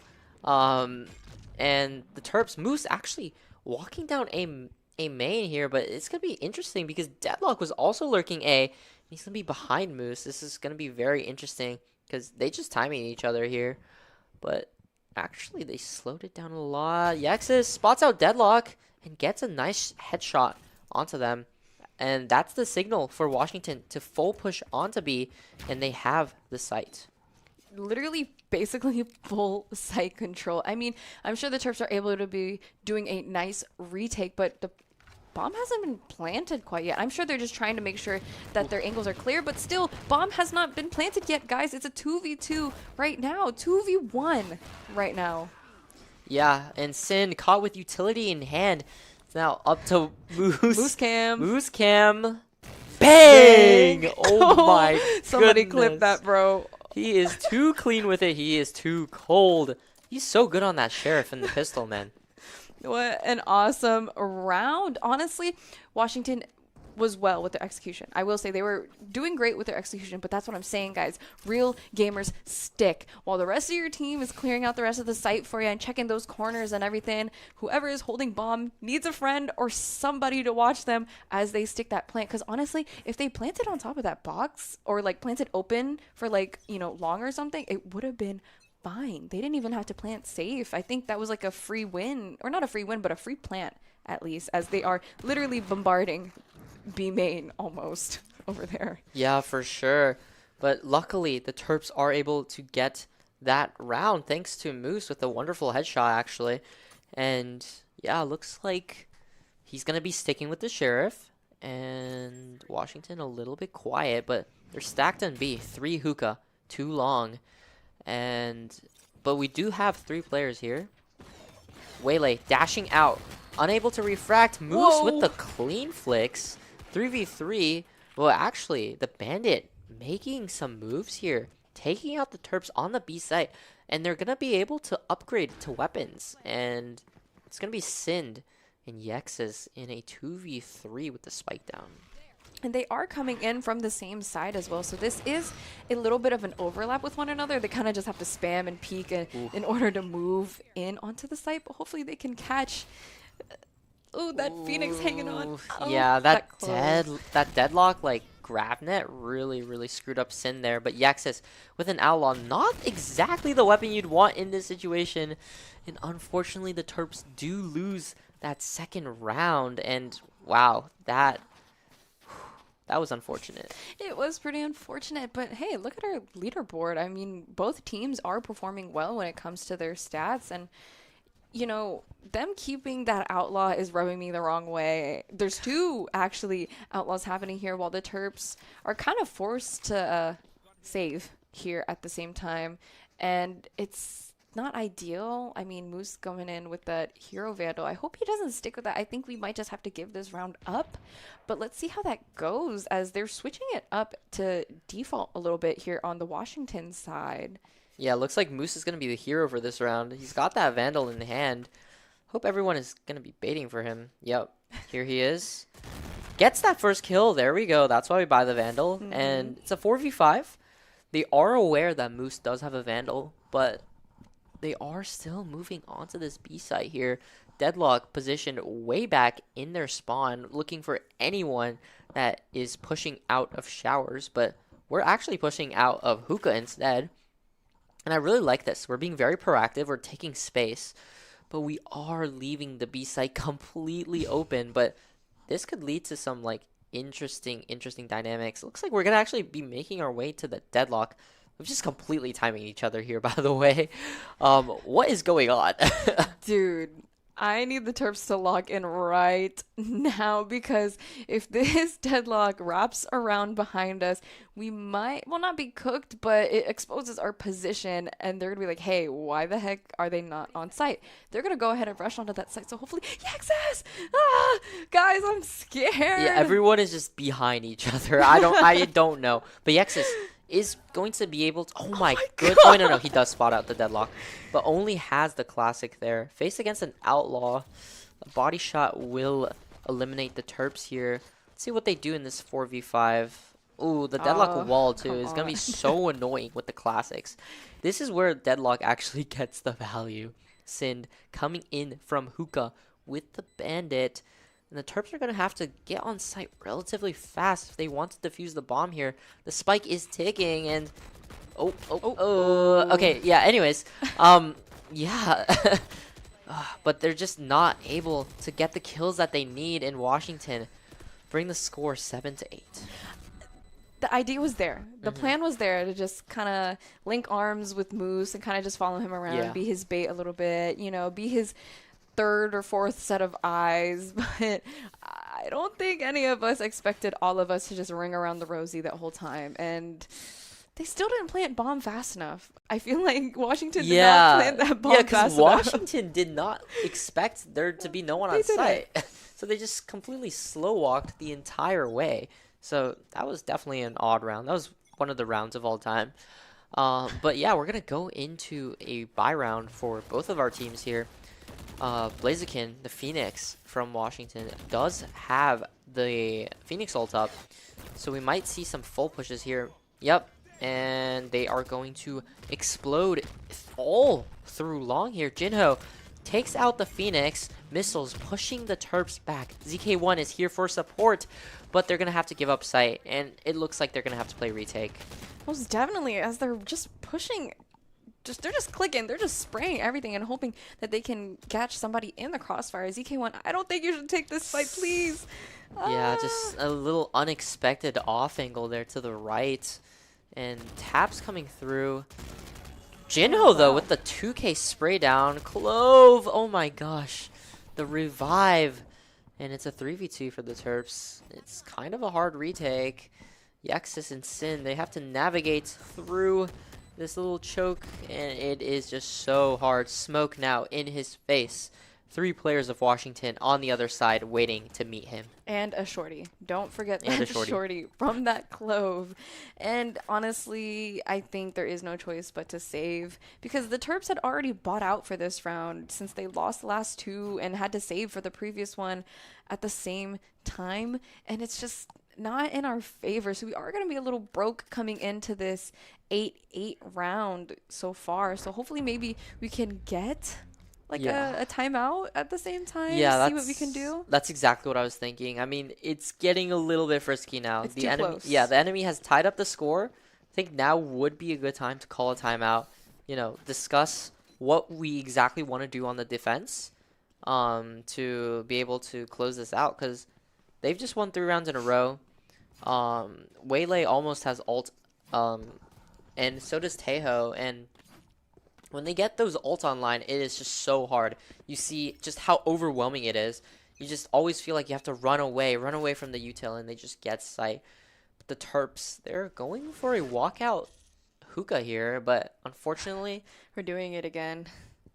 Yeah, unfortunately, Washington are just on the other side. And Waylay, though, they might see each other. Oh my god, keep going. And bang! Nice little hold from the Terps there, but that's gonna signal Washington to just send it down on the A site. They're gonna get the spike down. Yexus timing. Okay, again, nice kill. Gets the showstopper online. That's something that the Terps can use for the retake. I would honestly love to just see him invest it, secure the round. Nade coming through, and the Terps needs to clear out this Phoenix in hookah. Sind is in heaven, bringing up those backlines. There is the showstopper, gets the Phoenix, and it's a 3v1. Missiles are on the bomb. Terps pushing the Tejo. Gets a collab, but Yexus, never in doubt, there to finish him off, and the Terps regain the lead. We needed that. An amazing 3K from Yexus there. That really scared me the first half of the round. I mean, knowing that you kind of just caught your whole enemy team just hanging out of hookah, the complete opposite side that your current team is on, and leaving, not to mention leaving ZK1 in lamps with just a Bucky and a Dream, by the way, all in his lonesome, trying to do as much as he can, as much damage control as he can to prevent them from, or to at least to mess him up from sticking onto that plant. But hey, they seem to plant faster this time, I will say, so that's something to look out for. And now that we finally have decent amount of money, we can finally play the way we have been from the beginning of this first round, or for this first half. Yeah, for sure. And that's a round that you need as the Terps. You need that round to regain your momentum and kill the enemy's momentum, right? And luckily, we were able to do that. I love the push out through hookah. And it looks like this time, Washington, they're prepared for that. They're just really being patient. But this time, the Terps, they're just holding down sight. Yexus on this elevated truck angle hears the Tejo drone and sees the Waylay. And again, that positioning, the Waylay had no idea he was there. Yeah, it's just a complete, not bloodbath per se, but there's so much happening on here. Everybody's kind of fighting for their lives to kind of take hold of this site finally. Washington getting the hint to go ahead and start planting that spike and get that bomb ticking to kind of just push the Terps to look out for one another and get that bomb detonated. That was funny right there with Sin just throwing both of his Prowlers out. Deadlock had to adjust their aim. But yeah, 2v1 here, pushes through the wall, and actually, this is dangerous, but Real it's sticking. Stick. Sticking. Pros don't fake. No! The flash does catch him out, and he's going to have to tap it again. The one-way getting really, really annoying, but thankfully, ZK1 with the smoke, and Jino sticking. Real gamer stick! Yes, sir. Pros don't fake, baby. They can take that kill. They can take that 4K, which is just as fine. ZK1 on, just out of breath, does not believe that just worked. Which, guys, I've been saying that it freaking works. And finally, our economy is still a little bit broken in a way. We're starting to kind of build ourselves back up slowly, which is why these few rounds are so vital because of how rich Washington is right now. I mean, I'm pretty sure that they could afford to, lose or win one more round and, kind of just take over. And, you know, we are very close in the scoreline, so let's not mess this opportunity up, as they are currently split right now, A and B, more favoring towards Hookah. So they're going to let Jinho know that they're there, especially with that trip sitting there. Yeah, for sure. Looks like this time Washington are favoring the B sites. Yeah, it gets rid of the trip in Hookah Like there. nothing. Yeah, Deadlock is able to find Yexus there on to A, and looks like that might prompt them to rotate, but a little fight happening. And yeah, it looks like they maybe want to go back on to B. It's all a little bit, you know, confusing all over the place. But actually it does draw a little rotate from the Terps. But Sind, he's walked all the way through bats. So the Terps should know what's going on here. Jinho gets one. Unable to get the others, but does get some good chip damage. Moose caught in so much utility. And it's all up to ZK1 and Sind. Honestly, just play for picks at this point, guys. Look, Spike finally getting planted 30 seconds into the round, which I will say does give the Terps a little bit of an advantage, but you know, having to play retake from CT is like one of the worst things ever. I mean, agree. Everybody's kind of just locking eyes on you. There's two ways that you could come out, not unless you're victorious enough to wrap around. Sin losing his life, ZK1 hopefully able to get this pick on this Clove. Does not do so, and it's unsuccessful, but not to fret. We are still up, guys. I mean, 9 and 10 against University of Washington, and like I said, our economy is pretty broken at the moment, so I think this round might just have to be a save round. So far, I mean, we do have a lot of ults. I think we have 2 or 3 ready, or at least, you know, a third or fourth one getting ready to be ready, but it's actually really quiet right now, guys. I hope we have a timeout called. Yeah, I think we might have to call a timeout. I think now would be a perfect time to do it. The scores, I mean, you know, you don't have that many rounds left to, you know, lose. I think the Terps, they're pushing out a lot, which I like. Yeah. But it looks like Washington is expecting that, and they're punishing them by either just, you know, holding the push or like manipulating rotates or something like that. So yeah, for the Terps, I would like to see them maybe just hold down side a little bit more. You know, we saw that successful round when Yexus was on that truck on A site. Really just caught the opponent off guard, but sounds like the barriers are going down here. We'll get the game up very, very soon. Here it is. Oh yeah, it looks like I think we were in a timeout. Yeah, the time is pretty high. Guys. It's just not so hot, and it's really difficult, especially this far into the game, because at this point you kind of just want to give them that round. That way you can already go ahead and get that money, but being on a losing streak really does mess you up. But it looks like Washington's ready and they're hungry for blood, as majority of us are pushing through showers. Oh, yeah. Really, really unfortunate there. The enemy Clove is going to clean up Yexus and Moose, and it looks like, yeah, the Terps are going to take the TP here. Right? Yeah, they're going to take the TP here. But the Clove again. Oh my gosh. Clove, 4K? geez. Ace? Oh, they're setting him up for the ace. Come on, ZK1. No! Yeah, honestly, really, really nice ace there from Clove. Just playing that showers angle, punishing, I think it was Moose and Jinho maybe? No, someone that pushed out there. So yeah. And wow, wait. Whoa. 26 and 16.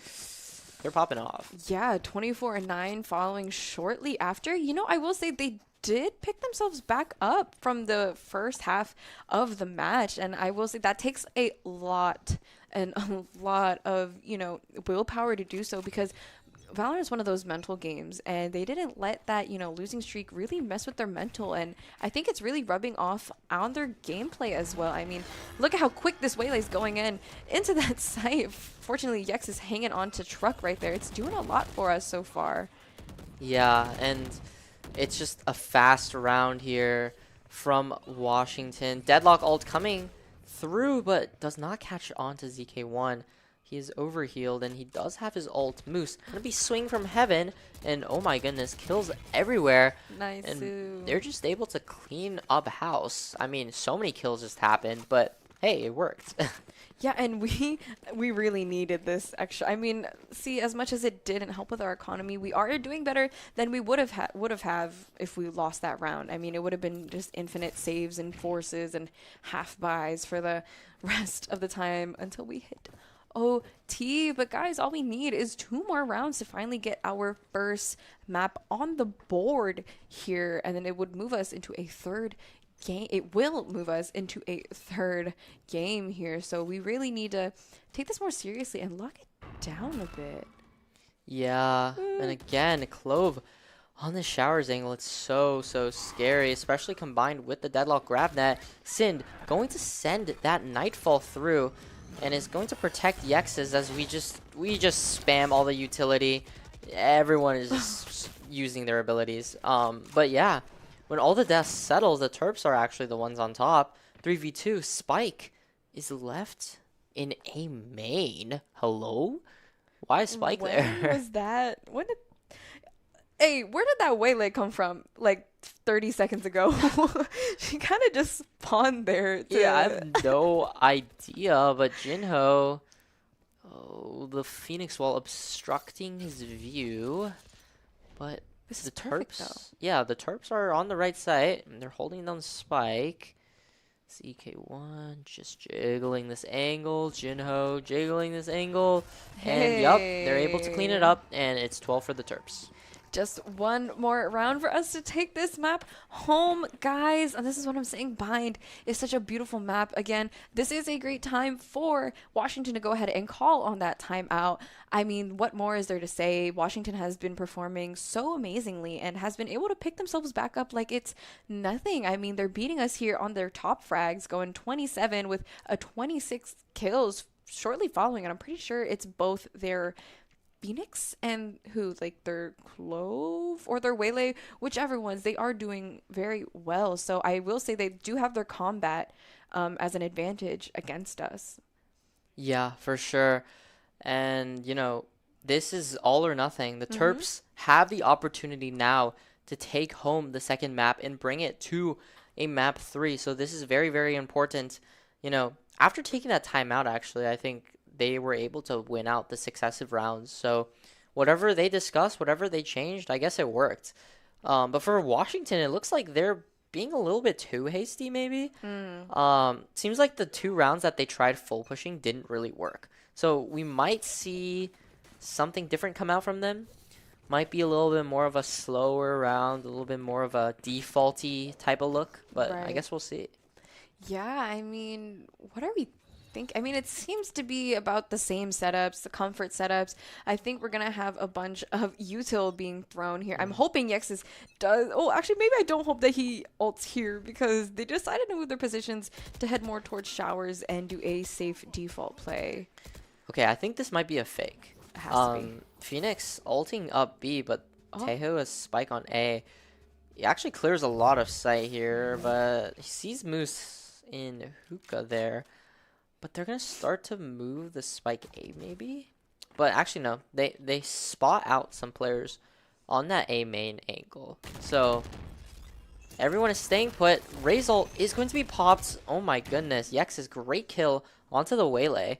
And the Terps have advantage. Moose sticking onto that B side. I love this angle, by the way. This angle is so unexpected. Never mind, I guess. Actually, no. They knew that Moose was there in hookah. So... there we go. But do they know that Jinho is also here? Ooh. Oh my god, timing, please. Okay. Yeah, Yex is just behind the teleporter there. Jinho swing out. It spots the head of Phoenix. And yup. Cleans up house. And it's a 1v4 deadlock on site. Is able to get one. But there we go. Closes it out. Jinho with the 3K. And it's a relatively clean map from the Terps as they take Bind. And that says a lot, guys, considering we had our ups and downs with this map. Bind is just one of those maps that you can love or hate it. I mean, look at how amazing we performed for the first half. Washington did also just as amazing by picking themselves back up with that map. And we ultimately ended up finishing it off 10-13 on Bind, finally putting this map on the board for the Terps. Yeah, for sure. And, this is a best of 3, so winner takes all. Who is going to win this series? Well, come and find out. But we will take a little break, but don't miss the action coming up next.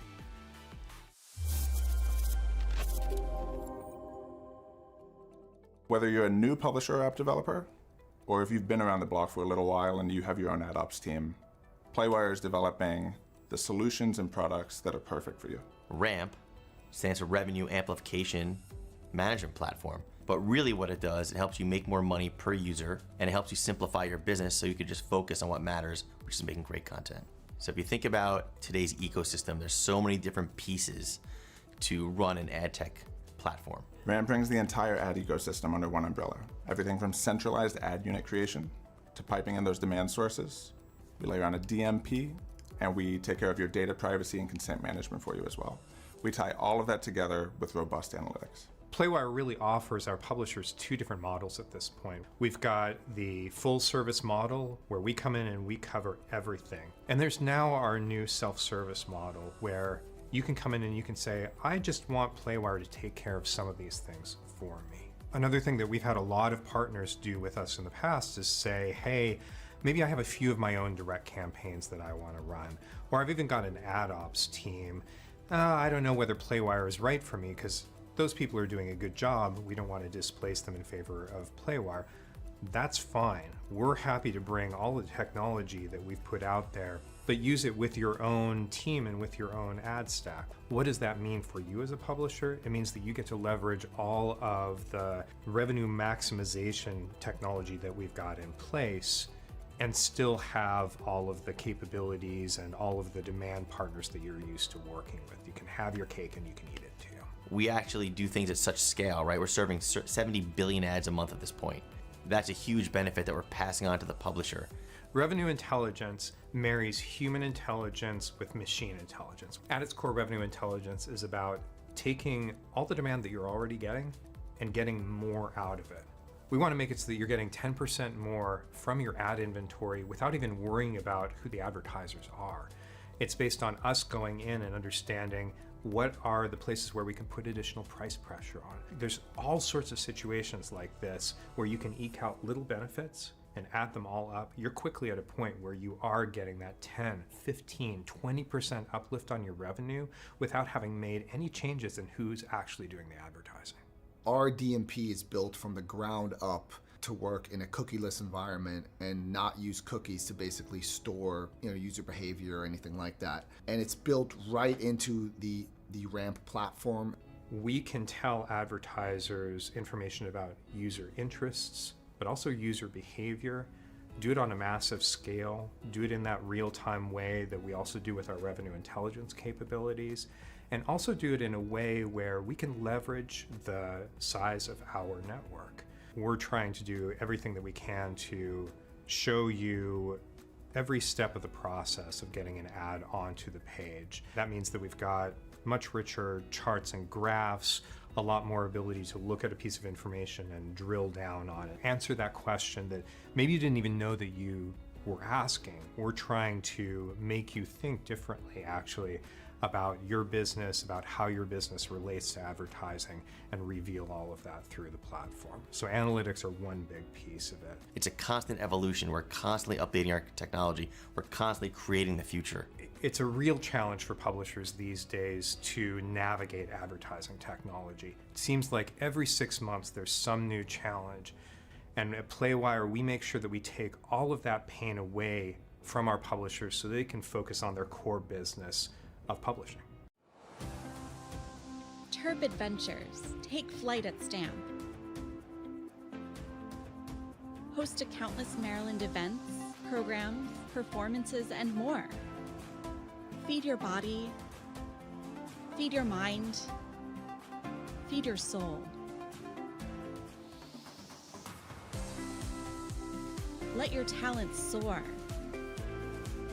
Dance, sing, perform, find your thing. Join more than 800 student organizations and clubs. Find community here. Leadership lives here. Art thrives here. with space to grow. We're all just kids at heart. Let your imagination fly. Compete. Play. With wings on our feet. Here your spirit can fly. Here your soul lifts up. Here you remember those who came before.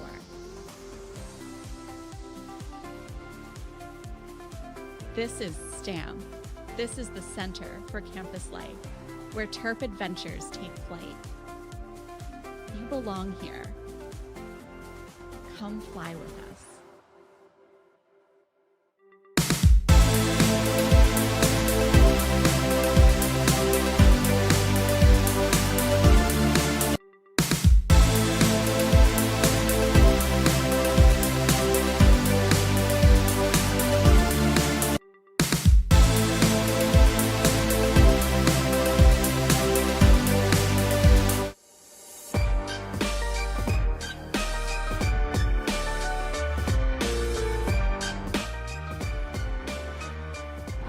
My name is Subin Kim. My in-game name is Carrots, and I'm the controller of this team.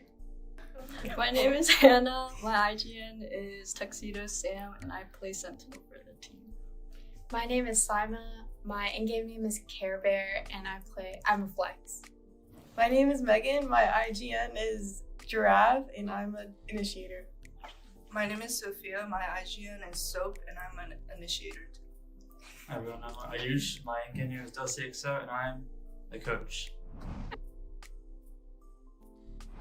For me, I think it was just really interesting to see like our names on like social media and like on a website. I'm just like, whoa, my name is on a website but so I think that was like the number one thing that kind of like just it brought the realization of like what kind of team I'm in, like what kind of position I'm in. So I did not imagine myself being IGL. But like I think it's like there were some difficulties in the beginning because no one I wasn't used to giving out comms. I was just very confused. But I think now it's just like the amount of trust that my teammates give me when I give out comms and the amount of like coordination that we have. Like I just love being like IGLing because I trust that things will work out.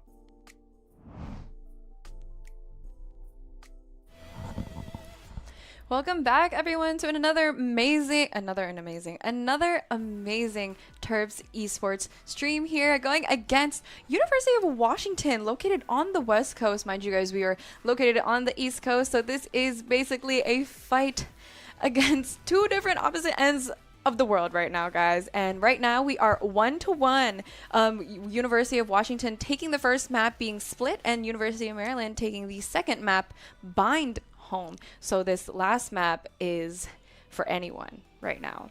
Yeah, it's up for anyone to take the win. Washington won the first map of Split, and we, the Terps, have just won the second map of Bind. And now it's all down to this third and final map to decide who is the winner of this BEC match this week. And it's going to be a nail-biting one. And, you know, for us, Terps on the East Coast, it's actually getting quite late here. So real late, guys. Yeah, it's getting real late. So that might be, you know, a factor in the Terps here. We're going to map 3. The Terps have already been playing for a while, so there is a little bit of fatigue or like exhaustion that might be coming out. And I mean, you know, guys, again, first match back in the stew. What more can we say? I mean, again, this is all for fun and games, but we are still here to win as we are playing Abyss, guys. Oh we are my taking this home. goodness. The Terps are taking this home. This is a comfort map from the Terps here.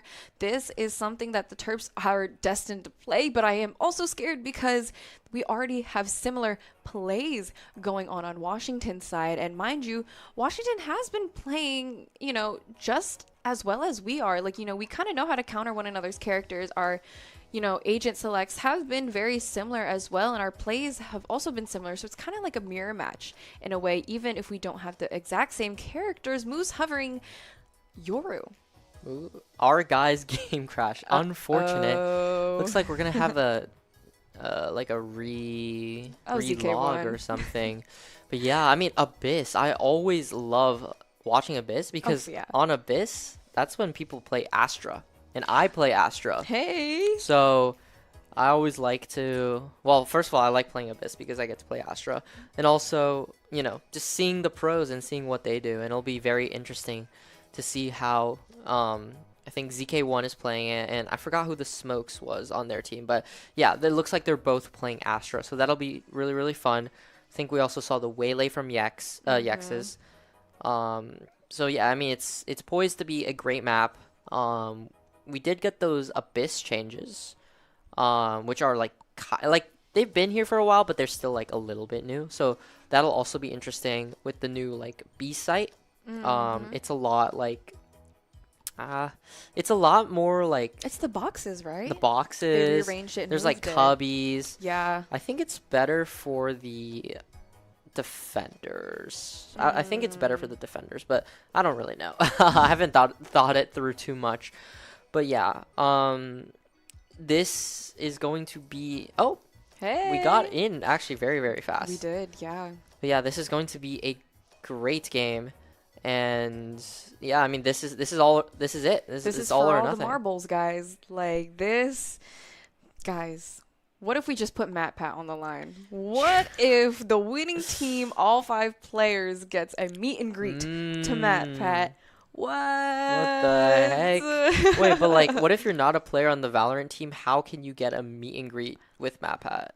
I don't know. It's almost like Terps Esports is going to be hosting a Mario Kart What? tournament. Yes. No. Exactly. Right before the amazing, legendary all-night TerpCon that is happening tomorrow night. Terps will be in the Sork suite, which is also the student involvement suite, from 3 to 6 p.m. tomorrow. What the heck, guys? Okay, we're back. We are jumping straight into the action. Bro. We are just already popping off with a 3v5. Oh my god, Moose. Ace. Go.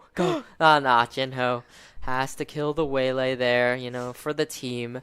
But yeah, super, super clean round from the Terps as they, oh my gosh, they are like shouting out there as they get that pistol round. And that is so, so crucial for us to be able to close out this map. And that's a sign for a good snowball effect. Actually, that does put you a little bit on a pedestal here. Like we've been mentioning, guys, in Valorant, when you win that first pistol round, it really sets you up for the up-and-coming rounds. I mean, you have the ability to force, or honestly, even buy a gun if you're really, like a gun, if you really want to on the second round, if you want to be that person. But either way, it sets you up for greatness. And it does suck to be on the other side and not be able to get, those advantages. And dang, do we see Yex's flicking over there? Oh my goodness. I don't know if you guys can hear that, but we are hearing the game audio in our headsets right now. But yeah, we're gonna jump right into it.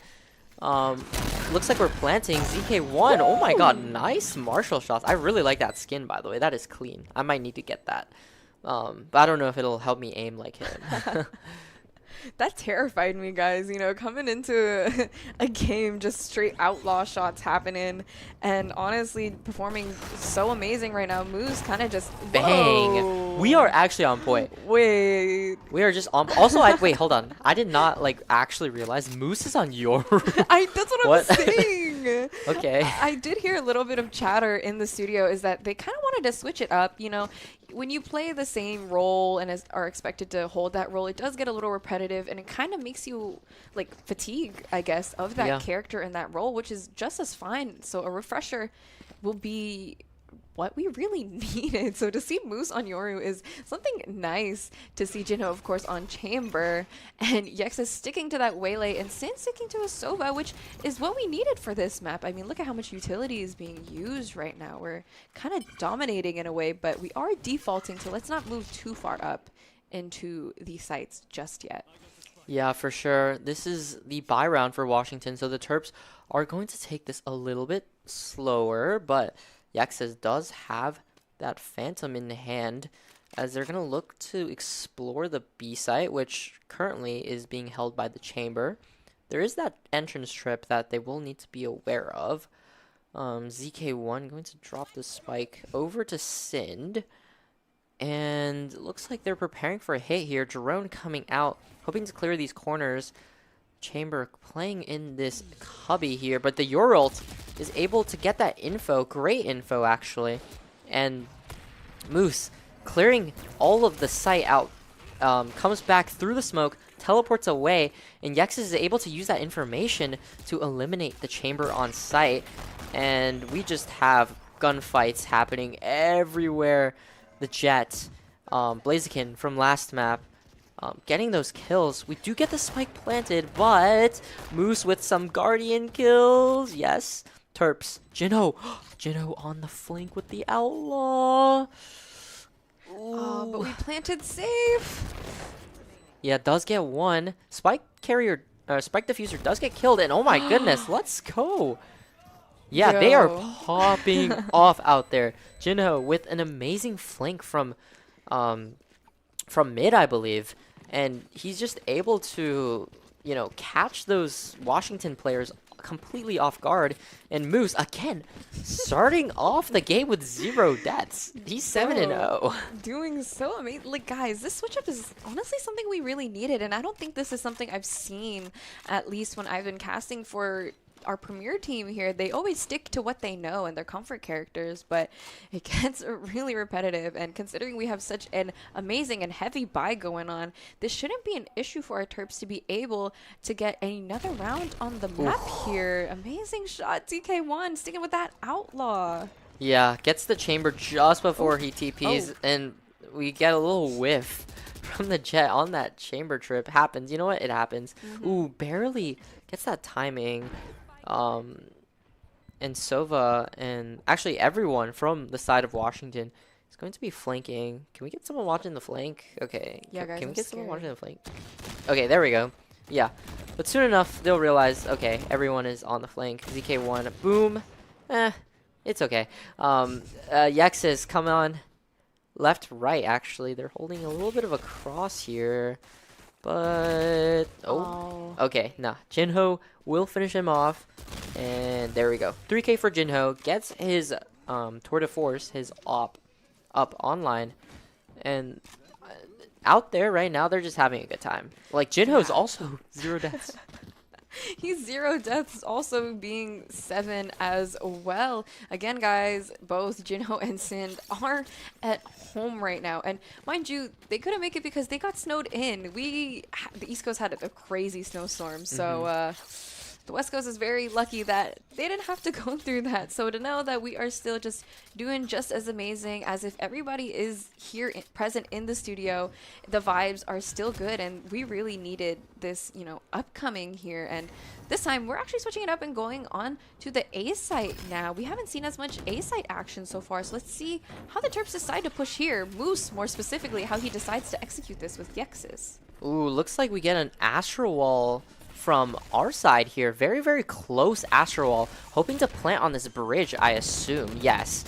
But they actually push through the wall, and we get a really, really nice plant on the bridge. You see that star there? That's going to be a pull on the bomb. So whenever Washington tries to defuse, we can pull that gravity well and get them off the spike. But as the wall dissipates, Washington will throw out a wall of their own. Stuns coming out left and right. Hindrance everywhere. And it's just a little ring around the rosy. Pull coming out, but sticking. Jinho almost goes crazy with the judge. But Washington will get their first round on the board. Yo, she's stunned. I'm literally bro. I'm like on. Absolute cinema. Absolute cinema. I literally thought we had it until Jinho ended up just falling. I mean, first of all, when did he pick up that judge? Where? I don't even know, but I mean, it almost worked out. No, it did, and Yeah. I'm sure it would have. I mean, hey, it's okay. We can't win them all, like you said, Ryan. I mean, gotta give him at least something, and I guess that could make up for that jet whiff from that last round. So we'll give it to him For sure. I like the idea that the Terps did of like that close wall, but I think it gives Washington too much space backside. Oh, for sure. But nevertheless, we will go to the next round. Looks like we're going B. Ooh, Moose with a very ambitious teleport gets punished backside, but Yexus is here to support. also gets taken down, and the Terps are going to have to reevaluate a little bit here, but ZK1, does Washington know that he's here? No, they don't. What? ZK1 gets Waylay, and Sind has the recon dart back in 40 seconds. ZK1 has a smoke as well, but there's a player on his left that he does not expect, and it's all up to Sind, which gets taken out by a flanker. I mean, as much as the defenders won that, I do like that new skin. What skin is that? Is that the DJ something? To be honest, I have no idea, but hey, it's great finisher. It's pretty sick. Yeah.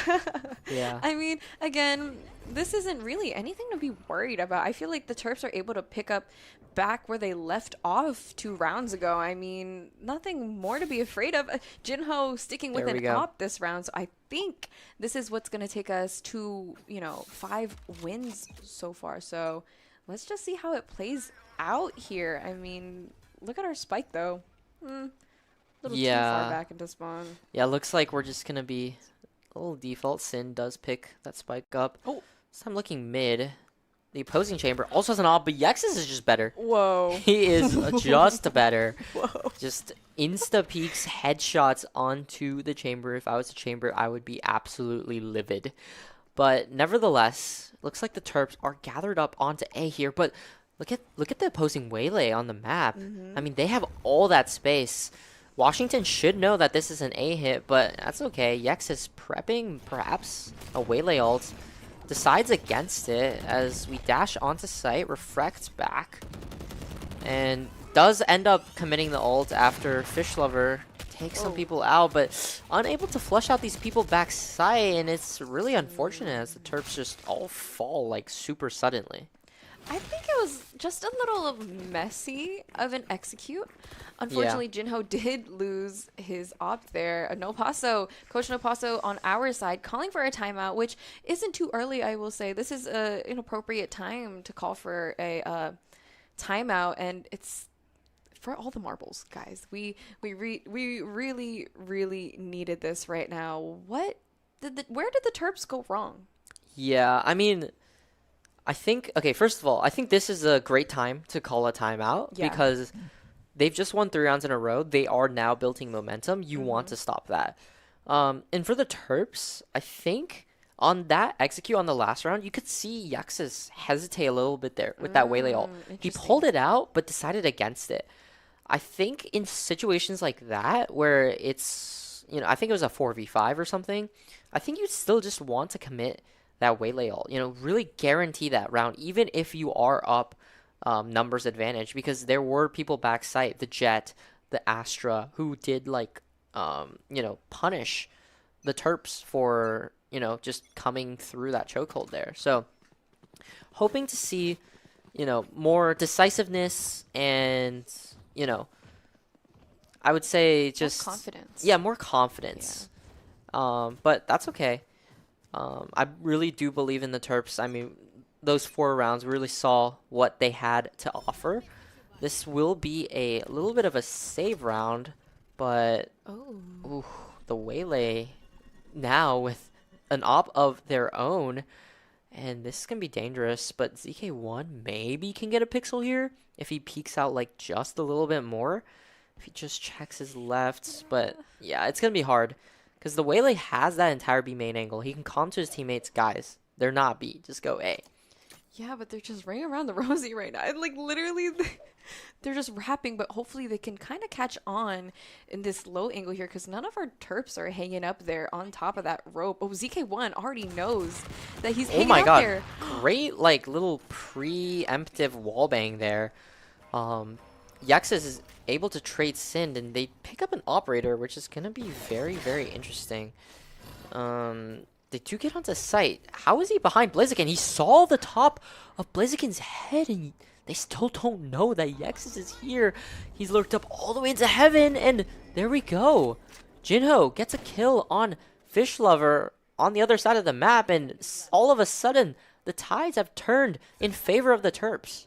I do kind of wish that they planted a little open, but I do see why they decided to plant, a little safe / default-ish because, once this wall is about to disappear, it's, it forces Washington to kind of force themselves to go all the way onto another side of site here, but that doesn't help ZK1, unfortunately, in this, move. Ooh, yeah, unfortunately, the Terps are not able to fend off that retake from Washington, and we're going to get a tied score here of 4-4. Like I was saying, there are their advantages and disadvantages to planting open versus planting, in a safe spot. But as much as that spot is safe, it kind of just confines you as an attacker to that spot. So there's really no other place that you're hiding other than basically under that box. And, it just does not help you out, especially, if Washington were to still have some more util, they could literally just throw a molly there and basically 1 out of 2 of your spots in that box have been compromised. They know where you are. You're already getting so much damage taken off at the same time. It's process of elimination, really. That's all Valorant is. So I'm hoping we get a little more spacious with our, pushes. Yeah, for sure. I definitely agree with that. But looks like we are going to get a lot more space as Moose does the Your ult, clears out all of backside, and looks like it's going to be a little bit of a retake. Sin with an awesome ult catching onto the opposing Astra there. And Moose all the way up into their spawn. Great little kill before teleporting away. And the Terps, I love what they did this round. Your ult onto site, really, really proactive, really, really confident. That's exactly what we want to see. And that plant is just beautiful. Even, Sin unfortunately does get lost in the sauce here, but it's fine. Moose was able to trade him out, leaving only just 1 Washington player left. And again, guys, having that plant is just easy. Now that you can't ping the spike anymore, all you have to do is just spray through that smoke and hope for the best. Yeah, and Terps really want to take this operator, maybe, off of the hands of Sam here. But, I mean, we'll see. We might get a Waylay v Waylay situation here, but it would be really, really great if we could get this op off. And great, yeah, great little jump peek, little jiggle from Jinho, and very, very clean round from the Terps. I really like that. Yeah, and I'm hoping this brings some momentum to our team so far. I mean, it does seem a little chill. It's not as hype as it was compared to the first half of the round so far, but it's most definitely something that we want to see. So it's a good thing we're not celebrating too early just yet, but we are on a path to greatness. I mean, Jinho is already getting back into his roots, grabbing that op yet again. Mind you, he also has his ult ready, so he could have just had the luxury to do that, but this guy can handle it. He can shoot his shots, and especially with how many of us are down mid right now, I think it's going to be successful for us. Yeah, for sure. And looks like ZK1 is going to take an early fight with the opposing chamber, but he's able to win that out, and it's already a great start for the Terps. They are exploring mid. Moose gets the kill, gets a kill of his own, and it's already looking super, super great. 3v5 situation. Looks like we're going to end B here. Moose really, really good with his utility thus far, with the flashes, the TPs, the fake clones. And yep, here we go with just so much utility bombarding on to this site. But can we clear the corner? Can we clear the jet? Jet's on site. And Knives out, does get 1, but is cleared by Moose. Spike needs still to be planted, and there's Moose. But he gets wallbang, TP's away. Things are getting a little bit frisky, but Yexus is there to clean up shop, and so is Jinho. Right in the dome, and Terps bring it up to 6. Man, and that's... Oh, we almost got that money, but it's fine. We're, like, filthy rich right now. That's all we need. And, you know, I think it's a really good idea. Jinho is just kind of just hanging out in the back lines, kind of just watching, you know, heaven and above, just to make sure that none of our teams kind of gets picked out from an unsuspecting angle like that. And it's nice to see. And I did not know that corner was wallbangable. Yeah, me neither. Yeah, and I guess, like... they probably like knew that he was planning there, but yeah. But hey, good thing that Moose placed the TP, so he was able to TP out there, get back to safety, and you know reevaluate. And this round, we're getting a little bit of an interesting look. Moose is just running straight down mid. Oh yeah. Meeting Blaziken, Yexus will meet his maker, but Moose looking to take revenge here, flashes into their spawn, taking so much space before deciding to teleport back. And oh my goodness, what a start to the round. And Washington, actually, they're pushing up A here. Sind gets one, but there's one more. Drone. Oh my goodness. Oh my goodness. Yeah, a little... Moose saved the day. A little bit frisky there, but now we got Jinho up mid. I mean, like, everyone is everywhere.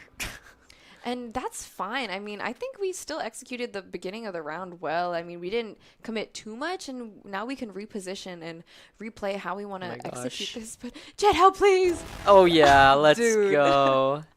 I mean, that was actually scary because, like, Real bad. He was like a lot closer than Jinho expected him to be. For But yeah, sure. great op shots from Jinho here. Yeah, I don't really know what that Waylay was looking at up in the corner there, but this is a very confident play right now. Bang! Jinho doing so amazing, getting 3 picks already, and mind you, that was basically mid-smoke, and we still have Moose hanging on with him, so he also has a rifle, so if anything goes wrong, Moose is still able to kind of push and finish off the round together. Look at him go. Look at that man. That is an excited man if I've ever seen one. And, I mean, rightfully so. 7-4 up right now for the Terps. We have so much momentum. And, yup, as expected, they do... Washington does take a timeout, trying to slow our roll, really, before we reach the last round of the half here. 7-4. What do you expect? What are you expecting in this next round, Bree? I'm really hoping that they stick to what they know. Of course, explore, you know, some new opportunities as they move on with this map, but this is Abyss. I mean, I feel like they're so confident with this map. You know, sometimes trying, you know, a new play might mess them up, but it might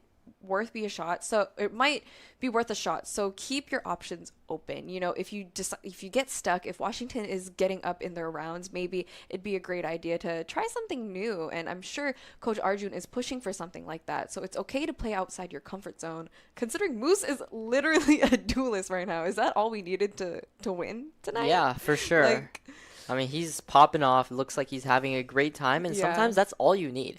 You know, if the vibes are bad, then it's like, even if you're like an aim demon, like, Yeah. it's not going to work out.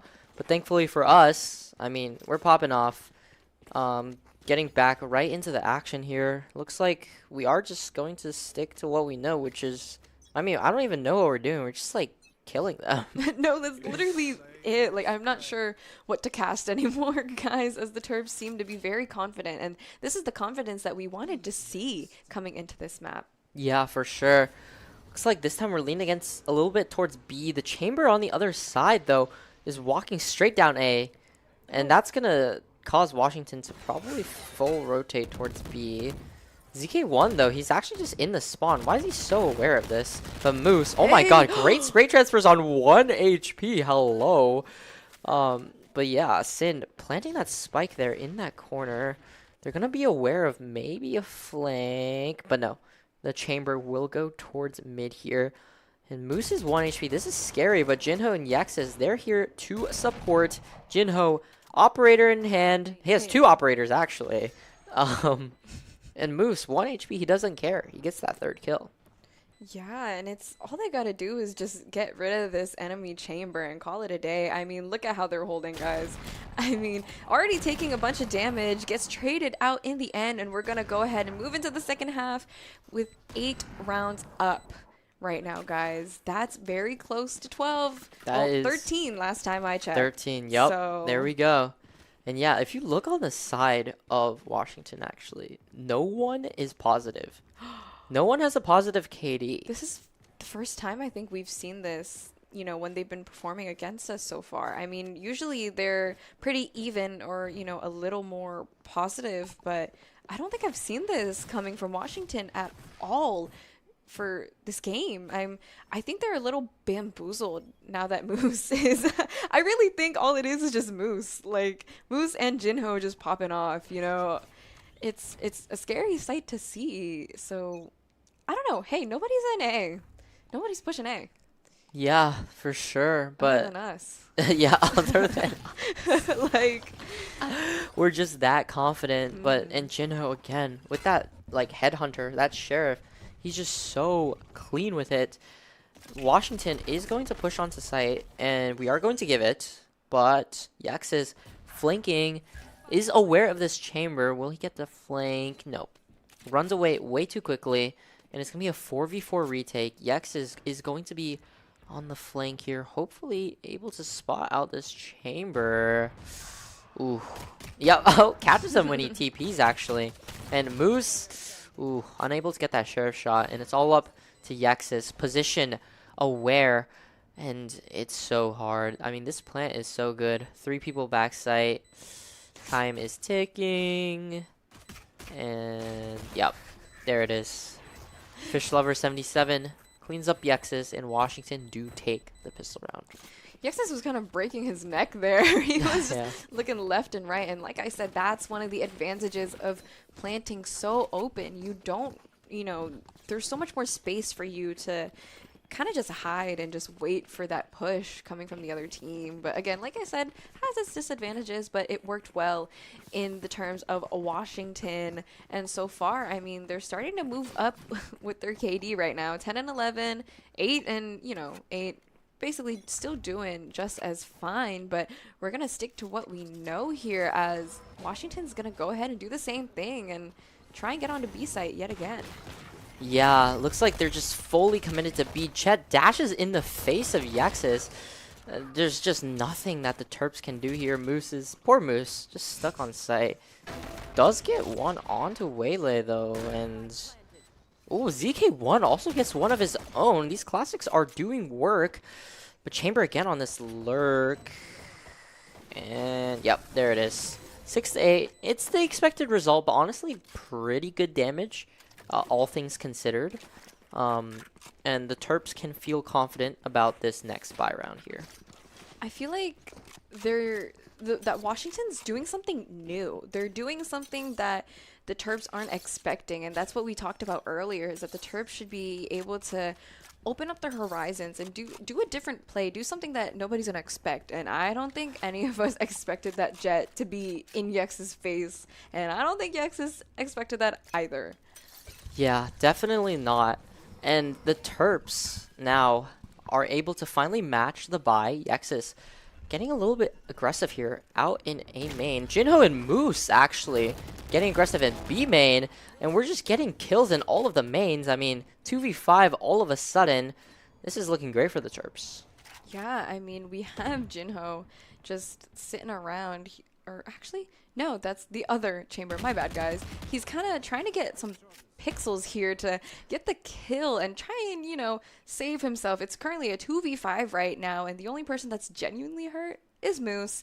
And there's just so much space that needs to be cleared out for Washington. They're kind of just stuck down mid here, and ZK1 is so close to this chamber. I hope he doesn't get caught off guard with the way he's peeking right now. Oh. Yeah, just jiggles right there from ZK1, and Moose 1 HP inside the smoke, spots down the gun barrel, and Fish Lover 77 now headed to the B site, but at the doors, Jinho is there to greet him as the Terps win yet another round very, very cleanly, might I add. And it's looking pretty good for us as we head into the next round. Yexus has a lot of mouse space. I don't know how low his sense is, but that guy uses his whole arm and pivots his elbow. Now that's a duelist. Yeah. He really is locked in, and he's performing amazing. Even still, even if Moose took his spot just for a little bit, he needed that rest, and well deserved, may I say, as Washington, what's up? We're moving more towards A site here with 4 of their players hanging out front. Just 1 of their players being outside of B right now, but it's favoring more towards A as they're starting to retreat, though. They kind of made noise and just dipped. Yeah, looks like that really scared off Washington, but there's 3 UMD players here to greet them. Jinho tucked in this corner while Moose is there at the heaven angle. Spots out the drone, and Waylay's gonna dash. Stun coming out from Astra. Good kill on the first. Teleports away to safety. They do get some kills onto the Terps, and Jinho is gonna play in the safety of this smoke. Peeks out, tries to take his timing. Unfortunately, gets eliminated in the process. Again, another tap. It's down to Moose and Yexus. Moose gets the first kill. Can they get the other 3? Doubled up here now. Time is ticking. Yexus going to dash towards these boxes. Refract. And peeks out, gets a little jiggle. Nice headshot onto the first. Though this is planted for long. They're going to have to stick this. No. Moose gets taken down. Yexus left in a right situation. Too many heads, but he might be the one to save the Terps. Gets half onto the bomb and is unable to close it out. But really, really nice try from Yexus. It's okay, Yexus. You're still a pro real gamer. You're still a pro gamer, Yexus. Don't worry about it. I really feel like I said, guys, you just gotta stick it. I mean, amazing plant, I will say. Very, nicely executed. Everybody was spread out just as well. Yexus did do a lot that round. I mean, he kind of just got both of those heads, one close, one far, and it worked out just in his favor. And that's what we wanted to see. And can we talk about the scoreline right now? 21-7 and 21-9 coming from Jinho and Moose, guys. We love to see it as Yexus is getting a little bold here, trying to push in and get as much information as he can. Yeah, and Moose gets punished a little bit from peeking out, but he is able to TP back.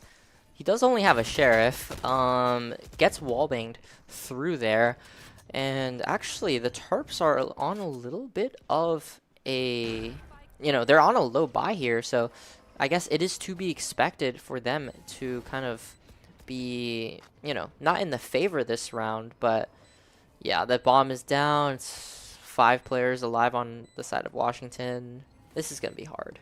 I think so. It most definitely is, considering we are basically on a save round here. CK1 trying to do as much as he can with that Sheriff, trying to go and get the rest of Washington. Mind you, this spike is still planted safely and is still in that same spot. Look at them. They're, I think that's something we should really work on, is trying to prevent them from getting back into that safe spot, that sweet spot that they've been trying to get at for the whole entirety of this half, and they've been doing well, and it's something we need to. Oh, good. Okay. Thank you, coach. Thank you, Nopaso, calling out a timeout. This gives Nopaso and Arjun to have some time and talk to the Terps and see what is going wrong right now. I mean, for one, I think our economy is just booty right now. Like, it's bad. Yeah. It's not the best. We're not doing so hot with our economy, and so of course that's going to bring us back just a little bit, but what more is there to add to it? I mean, even if, we're defending as much as we can, we're getting our picks. It all depends on how we decide to, go with the rest of the round, I guess. And with the way, Washington's playing really cheeky right now. So it's something that we need to, I guess, accommodate to, if you would say so. Yeah. For sure. I mean, it's all about adaptation on the fly, right? There you go. There's adaptation on, through the meta changes, but there's also adaptations to how your opponents play the game. So for the Terps, I mean, they do have a little bit more of an aggressive composition, I would say. Yeah. So defense is going to be a little bit harder for them. So that's why you see them getting so aggressive on these main angles and choke points. But hopefully they were able to have a good timeout session and talk about exactly what's going wrong. They do have Jinho on the op here, going to, looks like, hold down that B main angle, which is going to be great. ZK1 going to be anchoring down A site with the Astra utility here. It looks like instead of going fast, Washington are opting to go for a little bit more of a default. Yeah, but even if they're trying to default, ZK1 seems to be the one going fast, and they're on 2 different wavelengths, which is something you don't want. Jinho able to take a pick with his amazing op as he does. ZK1 able to get a second. Yex is getting a third, making Washington drop like flies. Sin, we already have Anchor on the bomb here, and it looks like Sam's not even trying to worry about the bomb, but is trying to fight for his team's life. Thank you, Jinho, finishing off that amazing round for us, making the Terps 10-8 against Washington University today. I think we should just keep going, guys. That's something we should keep up, you know, and that was only on B site, but can we do that on A site? A site seems to be our weakest point so far, and even if Washington does decide to default this round, they still have the power to go ahead and rotate back onto their safe site, which is that B site that we just struggle holding on to so much. So hopefully Jinho is able to, you know, amp it up for us a little bit, as only two of Washington's players are going to, you know, sneak up a little bit on us, but it looks like that's where they're going to end up ultimately. Yeah, for sure. And Jinho has been an absolute beast on this operator, and he's again going to be holding down this B site. Sind here at mid sees some shots towards the B side of the map, and that is actually where all of Washington are located. It's a little bit slower once again, but this I think actually does favor the Terps. I think we're shooting better, so we want to be taking more fights. You know, when they bum rush us, when they like bombard us with utility, I think that's where we struggle the most. You know, let them come into us. Oh, and as I speak, they bombard us with utility. Jet dashing into side, but Yexus pops the ult, forcing Washington to have to push forward here. Yexus does get the first. Smoke's fading. Unable to get the kill onto the Jet, but Sind is here in heaven. Here's the tap, and he can make a huge play here. Spots out the gun barrel, gets the first, sees the spike planted, and knows that Fish Lover 77 is in that cubby. ZK1 now in a 1v2 situation, unable to get that kill onto the Jet. Very nice 4K from Blaziken, I do have to say, but it is the 9th round for Washington. And you don't want them to get that second digit, guys. You don't want it 10-10, because that only means it leads to OT. And looking at the economy, they have the upper hand just by a few credits in a way. You know, I mean, it leaves us to, I mean, Jinho has his ult, that's fine. He does not need that gun, but you know, it's a little alarming for Sind and ZK1 to not have, you know, a rifle this far into the game. And it's something that's really needed right now. And this time, Washington's gonna choose to go mid and A more, which is new to see.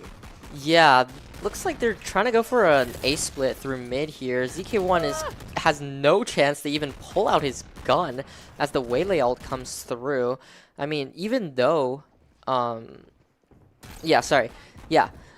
Terps are going to have to face a 4v5 retake with kind of bad weaponry here. We do have Moose on the Hero Vandal, and he does have ult. Oh, Yexus also does have a Vandal. But everyone is playing off-site. They're playing for this Astra pole, but Moose gets one. And it's actually looking a little bit more likely, but they're just going to be playing a main.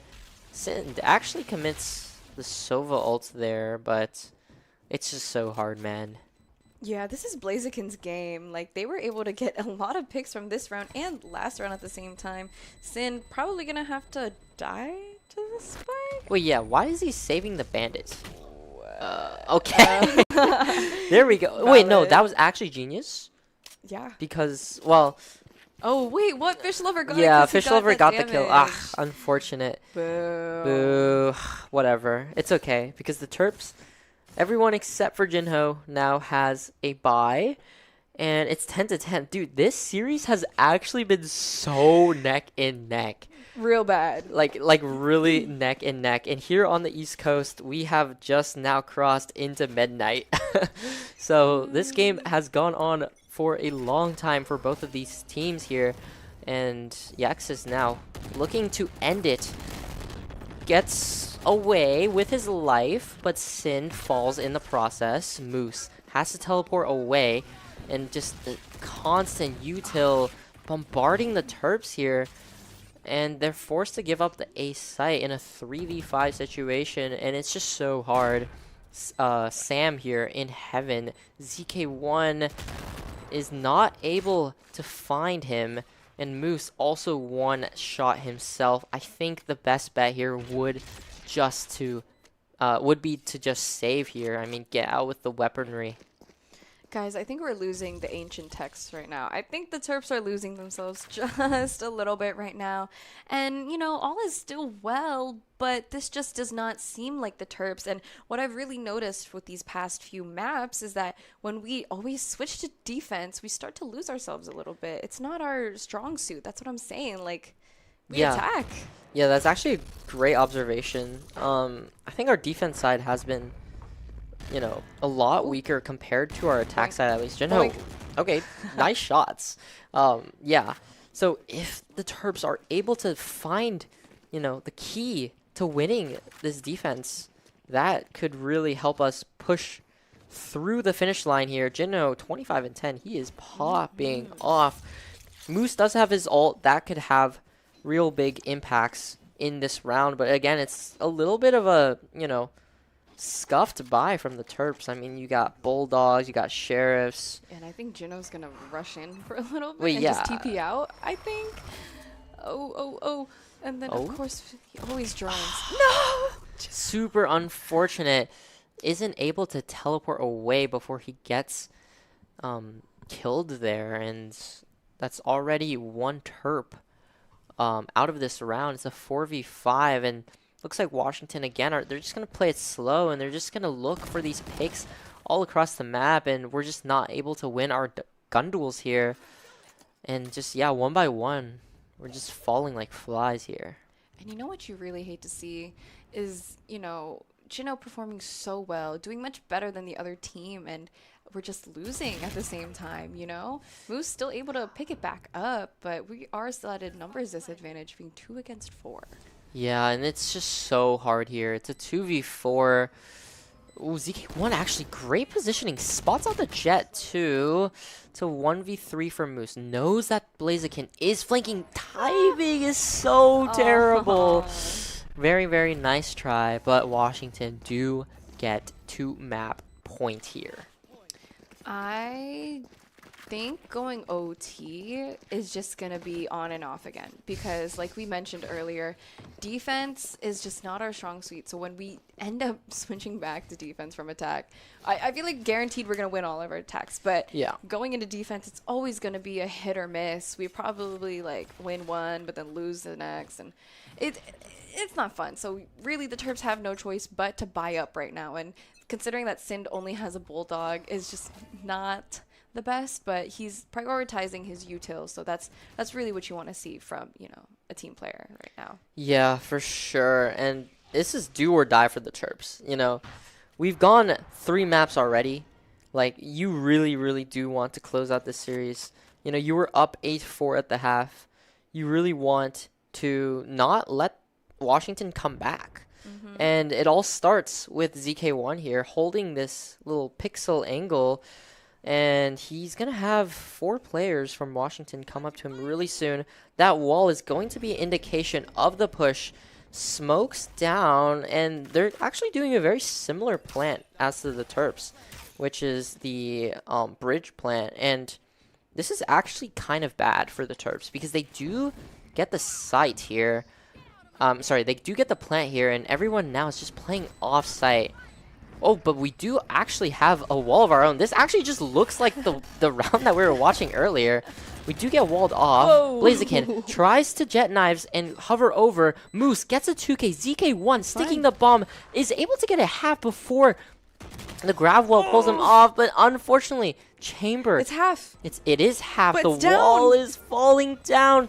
The stun coming through 2v1. Yaxis, it's now or never. Time is ticking. Gets 1, gets 2! Can he get the defuse in time? No way! That was actually heartbreaking, man. That was heartbreaking. So that wasn't a tech issue, guys. Yeah, right. That wasn't like a ping. Can we call her Yeah, can we get a rollback or something?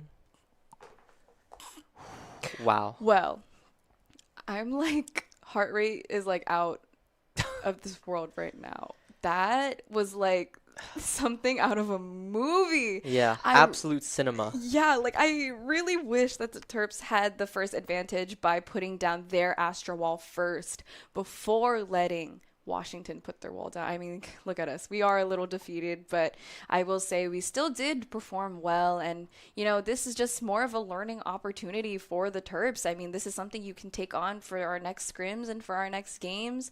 You know, this just gives more of, you know, the coaches more things to work on. Yeah, you no, know? for sure. I think this match really tested the Terps like mental resilience, Oh, for right? sure. You know, it was a very long game. We had a tech pause in there. You know, we were missing 2 of our players in the studio. That's also, yeah. And, you know, it was a heartbreaking way to lose, to be honest. But I think, you know, having this experience will make the Terps bounce back and will make them stronger than ever. I mean, we saw them, you know, have, you know, glimpse of really, really great plays with the Waylay, Moose on Yoru. So stuff like that, I think the Terps are going to continue improving, continue to get better, and continue to win games here in the BEC League. But on a brighter note, guys, don't forget that we still have our pre-LAN event happening tomorrow in Sork in the Student Involvement Union or room, wherever. It's still in Stamp, going to be located at Stamp, 3 p.m. to 6 p.m. Following right after is going to be UMCP Gaming, who is also going to be having a LAN event in preparation for TerpCon that is happening that night. And don't forget that Mario Kart Tourney comes with a prize. The prize is a meet and greet.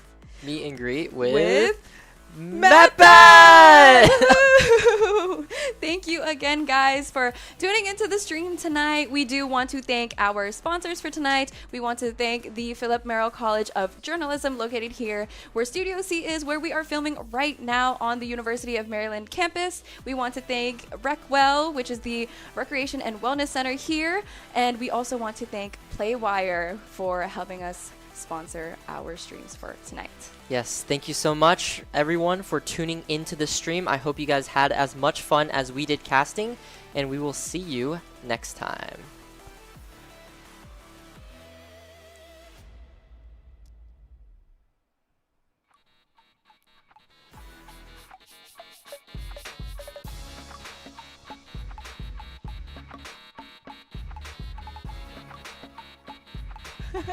Bang.